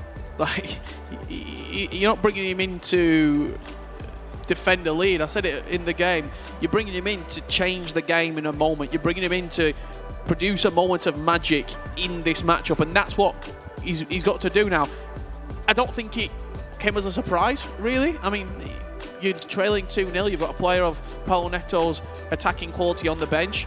It seemed a pretty straightforward move. The last time that Paolo Neto picked up a controller was in the second day of the group stage. He's played 4 games for Brazil in this journey so far. Played 0-0 against Turkey in round 3 of the group. Played round 4 against Spain, where he has won. He's drawn a game, he's won a game. Then featured again in day 2 of the group stages, beating Spain and then losing to Singapore. So this man has done everything in the group stages, but he hasn't picked up a controller in the knockouts. But look, I know what Mike LeBell's saying, and I agree with him. He's a man that loves E-World Cups, 3 E-World Cup finals in his career. He is a winner, but this is a big, big game. But he's not been needed until now. This is where he's needed. Like, he's in the team because he is an attacking genius in that final third. With this sub right now, they could score 2 goals in 10 minutes and we could be at 2-2. That is how good of an attacking player that man on the right-hand side of your screen is, Paolo Neto. He's not being required to come into a game and get a late flurry and score 3 goals in a match. Because for the majority of the games, Brazil have been in a not a pretty comfortable, but in a good position. On the other side of it, I mean, look, you already said Palaneto's a great attacker. Mix him with PH in, fireworks, Brazilian fireworks it could be, if they can pull this back. If you have just tuned in, it's the E-Nations Cup Grand Finals. This is the halfway point between the two legs. Was it crazy how FIFA Esports works? We saw them at the Coronel y Libertadores battling out against each other only in February, Buenos Aires, Argentina, and now they're teammates to redeem a 2-goal deficit against the Netherlands. Well, they're smiling at the moment, are the Netherlands? Will they be smiling in 90 in-game minutes time? No changes there. Why would you? You still lead by 2-0. We're back on the way now. Second leg with it all to do for the defending E-Nations Cup champions Brazil, who trail 2-0. Will this super sub, Paulo Neto,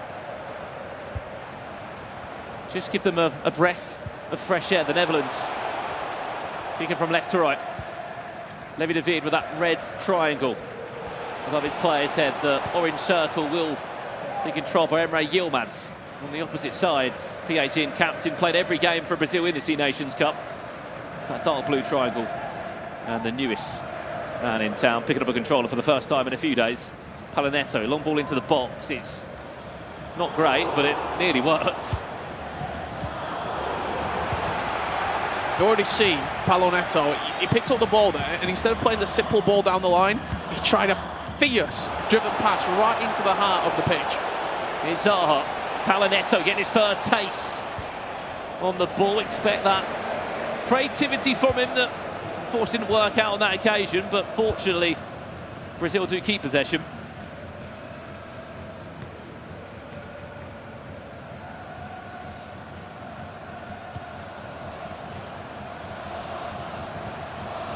Big win again. The only thing you would potentially say is defensively you lose probably a few attributes. Taking out Rosende. It's one of those, though, isn't it? You have to go for it. Emre Yilmaz with Russelon for the Netherlands, looking for a third. Levy, Elastico! How's that not hit the target? Was it a save? No! Incredible. The Elastico, he sold the defender an absolute dream. Just opens up the entire box. Flashes it wide of the goal. Well, maybe the FIFA gods are looking down on Brazil and blessing them with one last chance. A comeback. Mbappe nearly just locked onto that one again. Superb defender from Ousmane Dembele. Not a sentence we often say.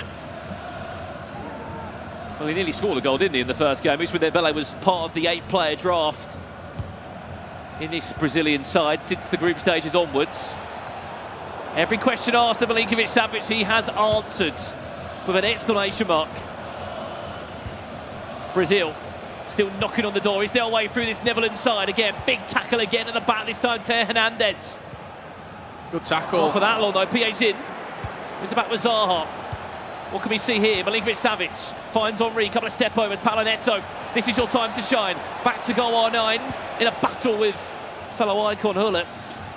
And what we've seen just from the opening 20 minutes, the pace of the game has intensified. Here's Dembele now. Brazil hunting for a way back, finds Henry, hands on the ball from Courtois with a corner. Whipped in to the head of Hullet. Brazil still in possession. That's a bad loss. Is there a chance to break? That press is fierce from Brazil. Where's the option? Great job of just delaying it. Oh, Brazil. It has to be said, they had that one chance, that big opportunity to go 3-0 up, and as soon as that doesn't fall, almost Brazil get an extra level of confidence to go, okay, we're still in the game. We are still in this.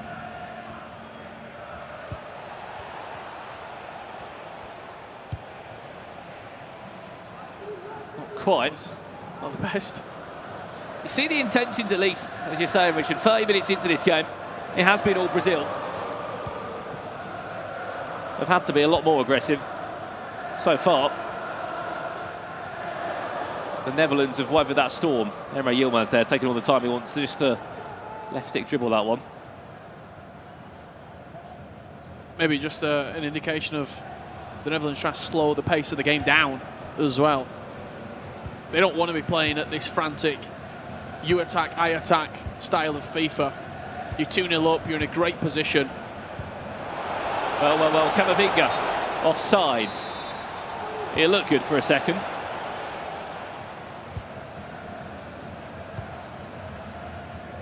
Playing the game at their own pace. Oh, the Netherlands. It was heartbreak only 5 days ago. Levy fell in the semi-finals. Here's Mbappe, big chance from Henry. Russell on with a huge tackle.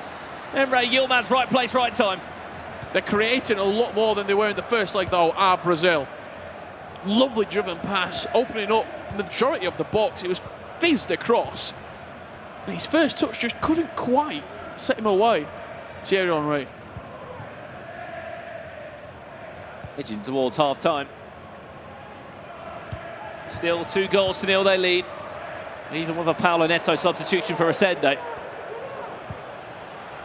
Long ball forward. It's a battle between Varane, who comes out on top. Henry back, offering a defensive aspect of his game. For Brazil, just to maybe have a little bit of belief as well, a goal here would be pivotal. Going to half-time, you half the deficit. A back post available. Paulo Neto doing so well to just get down that byline, but the option of the pass back through to Dembele was always asking a lot from the French winger.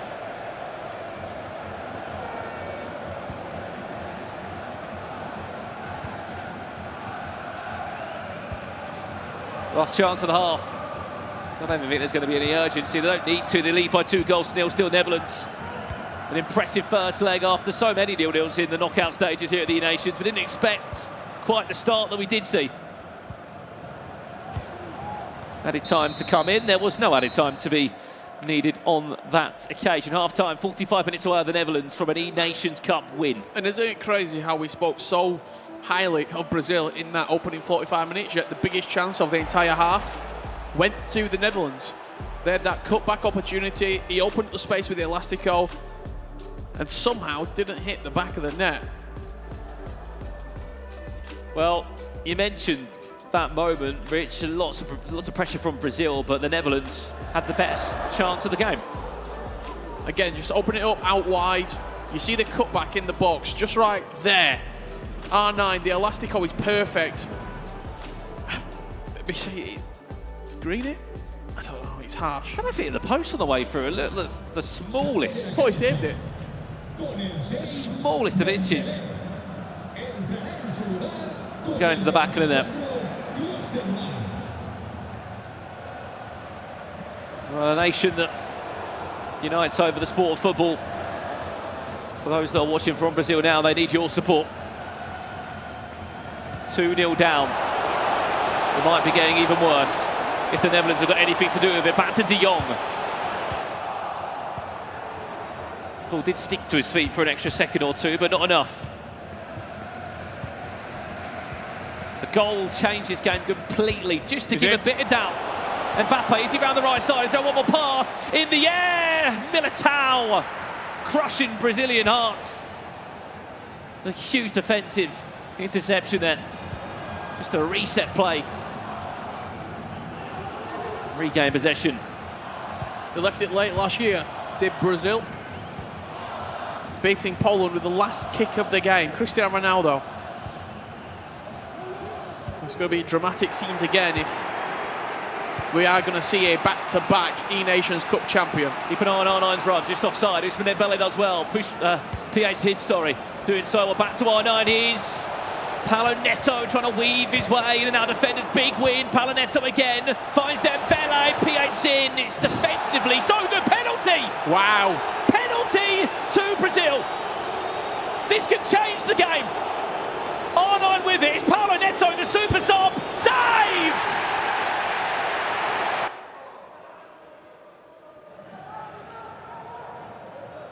You will not get a better chance than that when luck, you could argue, was on your side. I mean, it's such a a flurry, it has to be said, inside the box. There is shots being taken, there is chances. The one definitive, the referee putting his whistle to his mouth, giving the penalty. And maybe it just is the Netherlands' time. I was about to say they've defended unbelievably well over the course of the 2 legs. We were just about to congratulate them, aren't we, on another big tackle there, but the referee pointed to the spot. You may just be able to see that piece of technology in all the pods here. It basically provides live gameplay for the coaches to go back over moments, highlight moments, capture replays. Certainly has been a game-changing tool for a lot of these teams. Corner comes in now after that penalty miss from Brazil. Whips it in deep. Is there a ball back across? Milinkovic-Savic, the ball's bouncing around. It's the Milinkovic-Savic in an orange shirt that gets the ball clear. Still the pressure continues to build. Pogba back to R9, goes down to ground. Neymar dancing, weaving, and unfortunately putting that one wide. It's really nice play again. I was slightly surprised they didn't take the free kick. It was in a really good area on the edge of the box. Their press is relentless right now. R9, is there one more pass? Palanetto in the tightest of areas finds Hullet, who times it green, will get a second bite at it maybe. What are we going back for? Offside. It's just moments, it's just... The pendulum's ever so slightly swinging towards Brazil. A couple of chances, the press is in. We've seen how effective constant pressure can be. But still, no matter the pressure, no matter what barges his way through the Netherlands defence, there is still always an answer. They've well and truly gone for it as well now. The line is so high. It's attack, attack, attack. You either lose 2-0 or you go out on your shield and potentially end up 5 or 6, or you force the comeback. Mbappe bundled to the floor, referee waves that one away. And this is where the gap starts to appear, and it could get quite ugly for Brazil. You're right to say they went for the game, but they can certainly lose the game in these moments here. Possession changes hands again. Emre Yilmaz dispossessed. PH in, good press. Brazil back on the hunt. Still 2-0 down, they trail in this year's grand final. Mbappe keeping on his run. Pogba will try and ball roll his way past Eder Militao. Nice win back from R9. Possession goes the way of Brazil still. Just saw R9's stamina bar there. He's absolutely shattered. Hello. Long ball. Pull it. R9. Just can't find the exit, can't find the direction. Another wave of Brazilian pressure. When will that goal come? When will that moment be? PH in, this time of R9. Just patient. Hold on. Milinkovic-Savic, PH in! Penalty again! Brazil this time have to score from the spot. It's Paulo Neto again on it. R9 has to put it right for Brazil. Does this time. We have got a game on our hands. Game well and truly back on. I was about to say, it's a great tackle. He's just nicked the ball off his toe. The referee pulls it back. Penalty given. And we are in for a historic grandstand final 15 minutes. Well, keeping on one of the biggest changes this year on FIFA 23. 5 subs are allowed in the game. Those subs are going to have to save Brazil, because look at the stamina bars. Haaland, left mid. Just go anywhere. Go anywhere on the pitch. You should have saw the sort of Resende there. He was lying back on the couch in the booth. He couldn't watch the penalties. But you're right, we're about to say, brilliant defending, Netherlands. You saw what PH was looking for there. The ball was bounced around a couple of times. Milinkovic-Savic, right place, right time. The ball fell back kindly. He greened it as well. And for a second, I was worried about a red card for the Netherlands there. The referee didn't give a red card. But there is a goal back. And has the momentum swung back the way of Brazil potentially. They love late drama. They did it last year in Copenhagen. Have they got more for us here again? Haaland comes on, Pogba. Is it a 2-2? Back to Neymar! And Brazil are back!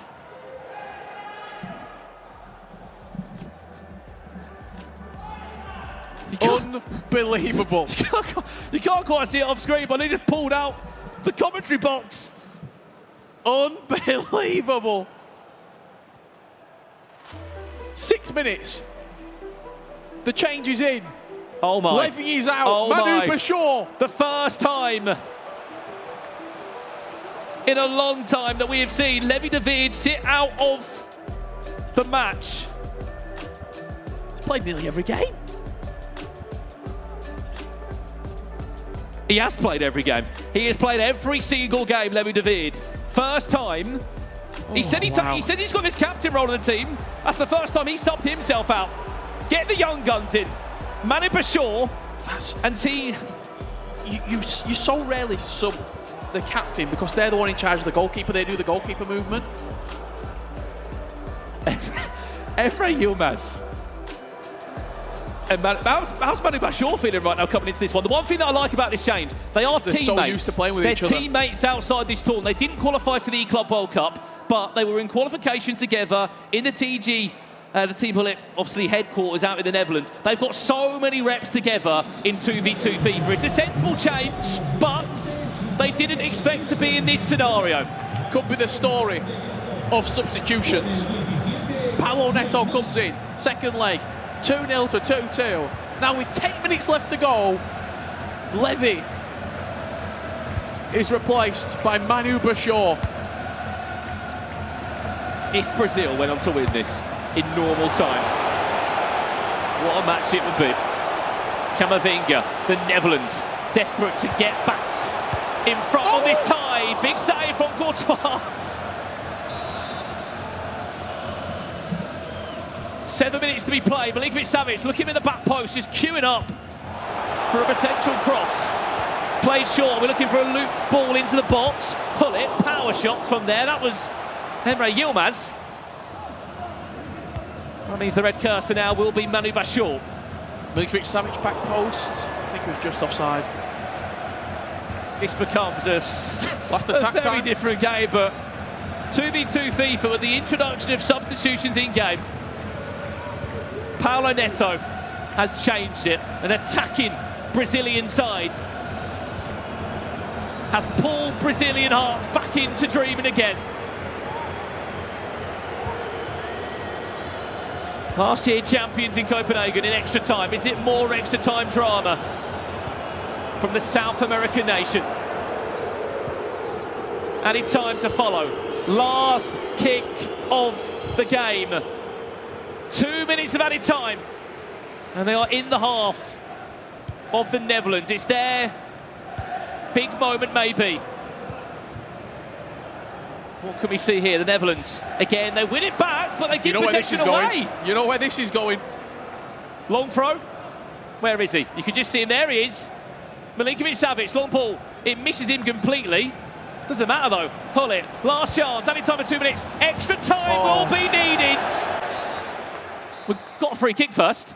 We've got a Brazilian free kick first. Let's get back to the game. No, it was for the Netherlands. Oh, I apologise. No, you get excited. I apologise. Well, well, well.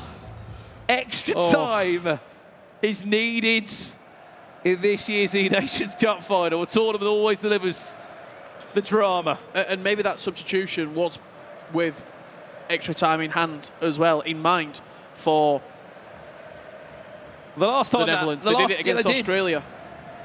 I think it's about the 70th minute, Richard, in the tie.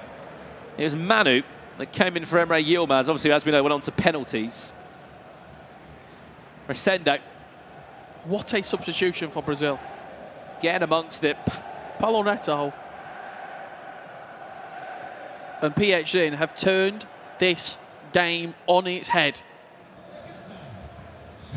What a final. Well, 180 minutes and 4 goals was enough to separate the two. 30 more minutes is needed. The term in this year's 2v2 world champions at the Nations Cup. Grand prize of $300,000. Good Big press. win. It's a massive turnover. Neymar. Ruben Dias is back once or twice. He's going to give away another corner or not. El Militao wins again. It's aggressive from Brazil.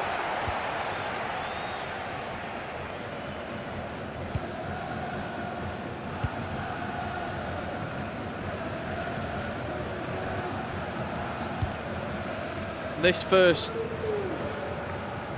period of extra time is usually low scoring. Usually nothing happens. We start to see in the second period from 105 to 120 with penalties looming. A little bit more drama, but Brazil, Garincha. Just non-stop drama, it's got to be said. Even at 2-0, Richard, with what, 45 minutes left to be played, we doubted them. Just because Netherlands were so good defensively. They gave away a penalty, they saved one, they gave away another penalty. Palinetto had to take both of those. Fortunate for him. Well, the second time of asking, Arnhem could find the back of the net. Well, we've near enough played 50 minutes of extra time already, and as expected, nothing really to talk about. The smallest of margins now will play its part, determining who will be world champion. And there we have it, 15 minutes of extra time gone. 15 minutes away from penalties. PHZ's already had penalty drama in Riyadh, Saudi Arabia, up against Team Footwiz. That was in the Club World Cup. Just see Renzo going over his tactics, instructions. On the other side of it, Brazil, certainly the team on top in the ascendancy. Still can't get over this Can't performance watch. from Paulo Neto. Look, a superb player by his own right. I know PSG to be the captain. Only played 4 games, not picked up a controller since what? Wednesday? Day 2 of the group stages. Secret weapon, Neto. He comes on and changes the game. Or can he be a hero for Brazil? Here they come now. Not for that long. Hugo Lloris does get subbed on. That's his shapeshifter item, believe it or not. Does play as a central midfielder. Ooh. Mbappe got a step over as Neymar's in the box. Waiting for the right key. Pia's in still. Oh! Pia's in! Take a bow!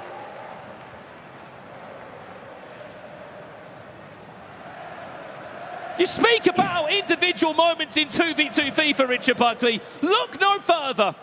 He tricked everybody in attendance as well as that Netherlands side with the fake shot. When do you ever see that? Oh, just incredible stuff. He got it out wide, he worked his way into the box, and then just jinked inside. You just see Resende go up to him and literally shout in his face, "Are you human?" That was pretty ridiculous what he just pulled off there. 9 minutes. A player that, and if that, only knows this feeling only too well in extra time. Did it against Poland last year in an E-Nations Cup final to remember, when he was sat alongside Crapaldi. Brazil are not far away from writing history. We've never seen a back-to-back E-Nations Cup winner.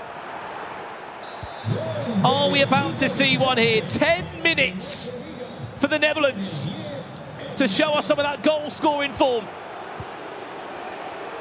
And how the coin turns completely on its head. Brazil now, the pressing is gone. You just wanted to keep the ball. You wanted to see out the game. The Netherlands, everything going forward. Erling Haaland's been a great substitution as well, just as that out ball every single time on the left-hand side.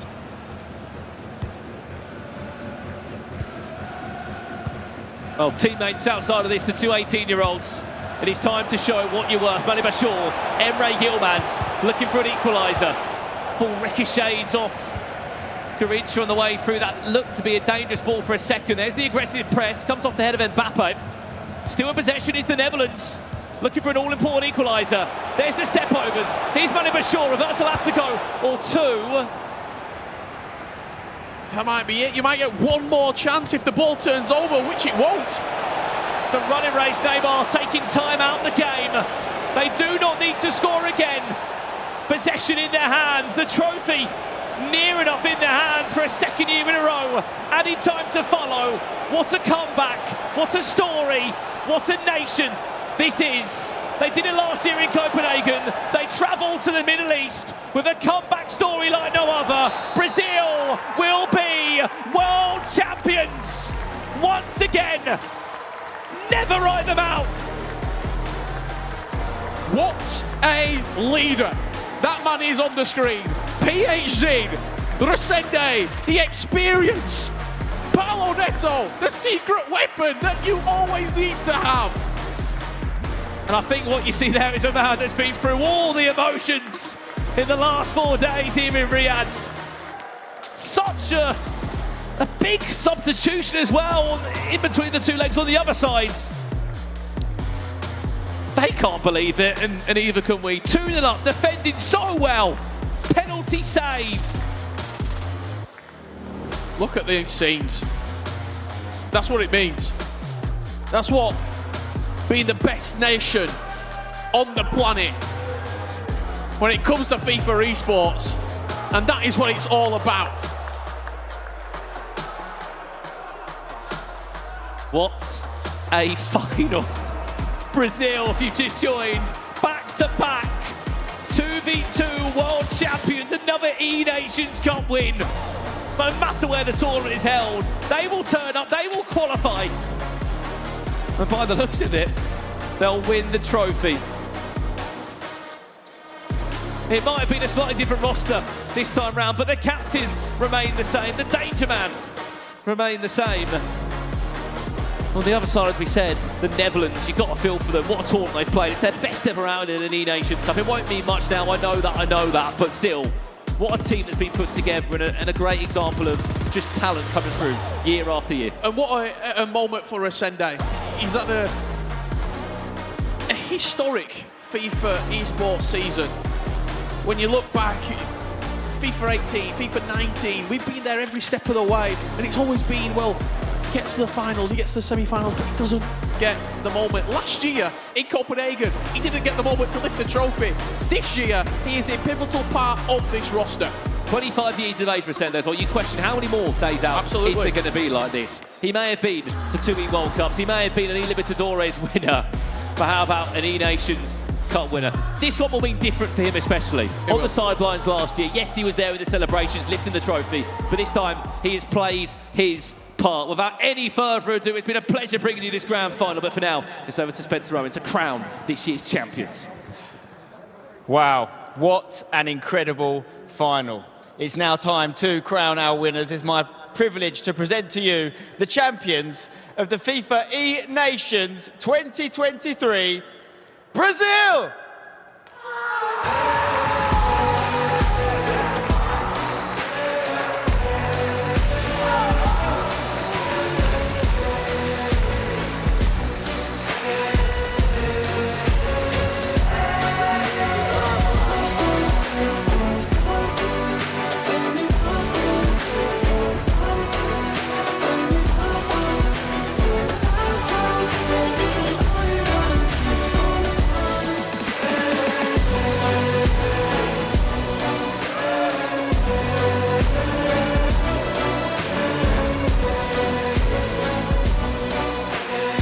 Incredible scenes there, back-to-back champions. The first country ever to win the E-Nations twice is, of course, Brazil. I'm gonna have a few words with the guys now. I think you've got another wristband to add to your hand, haven't you? Yeah, I still got the wristband from last season, and I don't know, you guys didn't give me one for this season, but I'm gonna keep this one. Incredible stuff. Listen, one thing that's unique about this 2v2 format and the role of the coach is the substitutions you can do in-game. How important was that change you made at 2-0 down? Yeah, we know we got 3 amazing players, so we know Paulo is the king of the United States. He has been on winning MLS back to back, so we know his powers offensive, and we needed 2 goals. We got 2 behind, and we have to sub Paulo in to be back on the game. As a footballing nation, you've won the most World Cups of any country. Now you've won the most E-Nations of any country as well. Does that make you the most dominant football nation on and off the pitch? I think makes, right? But we super humble. We won against Netherlands. We are pretty close friends. They are a really good nation as well. It was a great match. But yeah, we dominate football. And if you're going to win a final of this stature, and if it's going to be in extra time, it takes a special goal to win it. And talk to me about that goal, because it was unreal. Yeah, PHZ, he has a star. I have been saying this. He's the best player in the world. And he's showing us again this season, last season with the 9-minute goal, this season with the extra time goal. Yeah, he's super special. We're glad he's a Brazilian. Well, it's a special team and a special country. And, of course, along with the title of the #1 country in FIFA esports comes with a rather large check. $300,000 has been won here by Brazil. Congratulations, an incredible display. 2 years in a row now. Who knows, maybe they'll make it 3 in a row. But they're $300,000 richer. Your FIFA E-Nations 2023 champions, Brazil. Now I'm going to shortly have a chat with our losing finalist team, Netherlands. They're just finishing up another interview, but of course with every winner comes a losing side, so we'll have a quick chat with them. But while we wait for that interview to finish, we're going to go over to our casters, Richard and Brandon, to talk us through what we've just seen. Yeah, I mean, what a final that was. We won't see moments of that again. I think everyone at home probably thought that was game over. 2-0 to the Netherlands. They were so good defensively. Brazil just could not break them down, and then Paulo Neto got on the sticks and things started to change in that second leg. It don't matter if he played 4 games in the tournament. 4 games. He played the most important 90 minutes of his FIFA career right there. Absolutely incredible performance from Brazil. The Netherlands were right there with them. And it was just a game of such small margins, such small changes. The Brazilian team, that Brazilian national pride that comes through, and every single FIFA player in Brazil right now can hold their head up high. They are on top. Oh, the best nation. They've got to be. Well, there was one nation that gave us a great final. They'll be gutted right now, and they're unfortunately joined with Spencer. They did do so well, top 2, but unfortunately not enough this time round. Yeah, they did incredibly well, Brandon. I know they're going to be hurting right now, but I'm hoping you're also proud of what you've done here. You know, top 16 this time last year, top 2 this year. You're a young, talented squad. I've got no doubt it'll only be a matter of time before we see you lift the trophy. But Manu, how are you feeling at this point in time? Feels like a wasted chance. You never know when you will be here again, because FIFA is a very complicated esport where it's depending on form of the day, and the margins are so close, and when you're so close to winning, then it hurts even more. Like, you rather just lose 5-0 and say they were better, but yeah, it hurts. It was an incredibly tight game, Renzo. 2-0 up, there was a chance that went wide, or I believe could have sealed the game. Looking back, is that going to be a real painful one? I mean, they've missed a couple chances as well, so that's just the way how FIFA works. But yeah, they could have probably sealed the deal 3-0 up, but yeah, it's an incredible performance from them in the end, and unfortunately we just fell a little short. Yes, very fair to say there was a missed penalty as well, of course, from the Brazilians. Levy, I know you're going to be disappointed right now, but as I mentioned before, you guys are such a young, talented squad. Hopefully in time this will make you even more hungry to come back, and do you believe we will see you lift this trophy at some point? Yeah, that last question, I'm sure we will lift this trophy at one point. I felt like this was a chance. It was. We were 2-0 up. I think we played amazing first game. Second game, even when they made the substitution, we were playing pretty well. There was a momentum change. I don't know what it was, and then we just lost every ball on our own half, and we couldn't get out of their press anymore. Conceded 2 penalties. I don't know if it was a penalty, but in the end they were just amazing in attack and probably deserved like the draw with the 2-2. And yeah, that 3-2 was just class, I think, from Paulo. I can't blame Manu or Emre for that, not at all, because they defended pretty well and I felt like they were still going to score. Yeah, you guys have been fantastic across the board. You know, such a talented squad. Emre, you're such a young talent. We're going to see you obviously at the E-World Cup as well. Does this make you hungry to go and show what you can do in the 1v1 format? Yeah, of course. It was a great tournament. I'm very...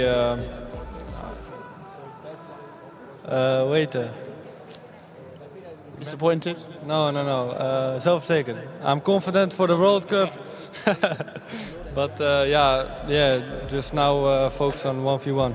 Okay. Well, we look forward to seeing some fantastic 1v1 FIFA next week, of course. But right now, it's all about countries. It's all about 2v2. Brazil have done it back to back, twice in a row. Incredible scenes here in Riyadh, Rachel.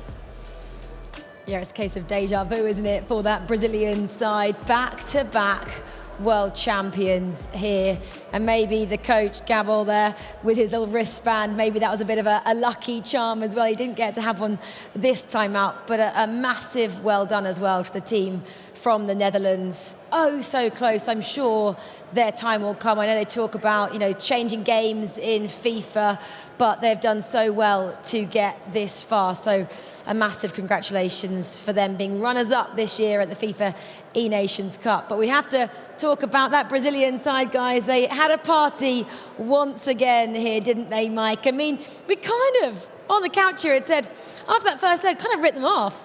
2-0 down. I don't know if we wrote them off. Stop putting words in my mouth. I said 2 words. In fact, I shouted at it. I talked to the camera. I said, Paulo Neto. And Paulo Neto made that appearance, made the difference, offensively had everything. We didn't have our answer. Now we have our answer, Alex. We questioned, should he come on? I said, he's got to come on. You said, maybe not in this situation. They did the business. I just want to quickly go to Aggie on this. PH Zin, what a player. He gets to go again next week, but he was part of that winning side last year. He's the best in the world, surely. I mean, definitely MVP of this competition, and Joga Bonito. I mean, for me, that achievement Brazil just did there, it's got to be up there as the biggest one in FIFA esports history. No one defended their crown at a major. I mean, that's impressive. The fact that you could also pivot and do it with different players, Mike, which makes them even more special. Well, I'm also thinking of how they did it. They were down 2-0. We were questioning what do they need to change. They didn't look good in that first leg. Let's be very transparent. They weren't impressive. They didn't deserve to be ahead. They probably were hoping to have the reset to go into the second leg, and boy, did it make a difference. It was late. It was great. They missed a penalty kick. They then converted a penalty kick. Had a little bit of everything. And as Aggie said, we've never seen this in FIFA esports history. This is a huge moment. And just congratulations to the guys, and also to the Netherlands team. I think they will be in a lot more competitions together. They've got a bunch of talent there. Everybody's young, and they should hold their heads high. It was such a special final. It's the kind of final we want to see as fans as well, and we get to relive it now, Alex, because we're going to see all the moments from that grand final. Yeah, we couldn't have wished for a better grand final. The Netherlands were the ones that started off strong. Brazil catching themselves out with that switch.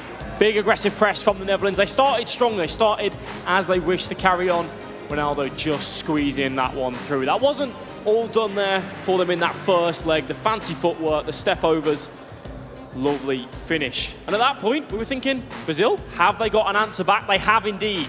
And the name is Paulo Neto. He came on, he made a difference in that attack. He spiced it up. The first penalty that Brazil had. It was Paulo Neto that stepped up. He took that on himself. The Netherlands with a huge save. Then it was again. I said to Aggie at the time, I think the tackle had to be made because Milinkovic-Savic looked as if he would find the back of the net. And Paulo Neto again. 2 times in a row, took that pressure on himself, said, not to worry, I'll put us back into this game. 77th minute, and it was all about the fancy footwork. Neymar is not going to miss from there. And then PH Zin did some footwork that was just beautiful. Mbappe with that drive, the ball roll, I think he's going to lay it off. The fake shot on the inside. Mike. And the finish. And again, when you watch the highlights, it didn't tell all of the picture of this game, but I think you have to give so much credit to the mentality from the Brazilian team, because you got to look at this. They went down 1-0, terrible mistake, especially in the final, awful mistake. And a lot of people that start messing with you mentally. Then they go down 2 goals. It wasn't the best defending. Then you miss a penalty kick. You're starting to say it's just not your day. And somehow they got themselves back into this. And I hope that somebody clipped the celebration from PH Zin on the equalizer, because he just took off running. It's a new celebration. I don't know where he went. I didn't see him. He wasn't in frame. I'm still not sure. I think he was touching monitors on other pods. I'm not sure what was happening, but it was one of those finals you dream for or you hope to see, and you never know how it's going to go down, and boy, did it live up to it. And just to say as well, quickly, that we spoke here after the end of that first leg, and we said, Paulo Neto hasn't come into this situation before. He didn't play at all. No, didn't play a massive amount of FIFA throughout this tournament. He got subbed in, and okay, all right, we said it's a big moment for him to come into that. I apologise, Paulo. He just went and did the job that he got asked to do. Mike, that was your reaction there when we didn't know where he went. He just jumped off. It's okay, he came back. Aggie, I wanted just to quickly draw your attention as well to the final 9 minutes of that game. Just the Brazilians had the confidence and the composure just to dance around with the ball there as well. Yeah, That was special. I mean, I was saying it, yoga bonito. I mean, that's what they're doing in Brazil. That was a great footwork and obviously something for the eyes. And the right things do. I mean, just keep the ball at the corner and just waste that last bit of time and get the. Yeah, I mean, it was impressive. It was really impressive, and yeah, huge congratulations to Brazil. I mean, Alex, final thoughts as well from everyone here. Obviously, they're back-to-back champions. The boys there spoke about Resende. Now he's age 25, you know, aging in his FIFA career, some might say. You know, are we ever going to see a team go back-to-back again? Can there be a triple crown, possibly even next year? Are they that good? They are that good. And PH Zin as well. I think it goes down now without saying, the best 2v2 player to ever play this game. Yes, we've seen some magical performances from everyone else, but for him to come here and do it back-to-back, maybe this time next year we're saying back-to-back-to-back. We'll have to wait and see. And Aggie, just final thoughts on these past 4 days as well. It's been really special, hasn't it? I mean, it's very unique. We got to see a lot of quality FIFA once again, and a lot of nations represented here, a lot of different cultures as well. It's one of the things that I love the most. Amazing, and to end that, incredible final that had everything. I mean, Mike, we could even be treated to those 2 players which we saw there, Emre Yilmaz and PH Zin, go head-to-head next week. I've just been dating back and thinking through all the years that have been around, both the FIFA Interactive World Cup, then to the FIFA E World Cup, adding the E Nations, the E Club. And to Augustus' point, I'm not past it. We haven't seen this. We haven't seen a repeat. All these years, the amount of talented players, that shouldn't be just brushed over. It's really an incredible achievement in a game that has such fine margins. And the fact that they changed their team. Think back as well, last world champion. I know we keep saying this, but it just doesn't happen. 2 of the 3 players that are still playing FIFA, they didn't retire. They said, hey, we have better options, and we're going to run with those options, and it worked. For you to get Mike so excited takes something, that's for sure, because it has been a fabulous 4 days once again here at the FIFA E Nations Cup. Thank you to Alex, to Aggie, to Mike, to Richard Brannon and Spen, and of course, congratulations then to Brazil. They successfully defended their title. They are champions once again. Well, 2 down, guys. 1 to go, and we go again, don't we, on Sunday. This time it's the FIFA E World Cup. It's 1v1 FIFA at its finest. Expect fireworks. We'll be there. Come and join us, won't you? But until then, goodbye and good night.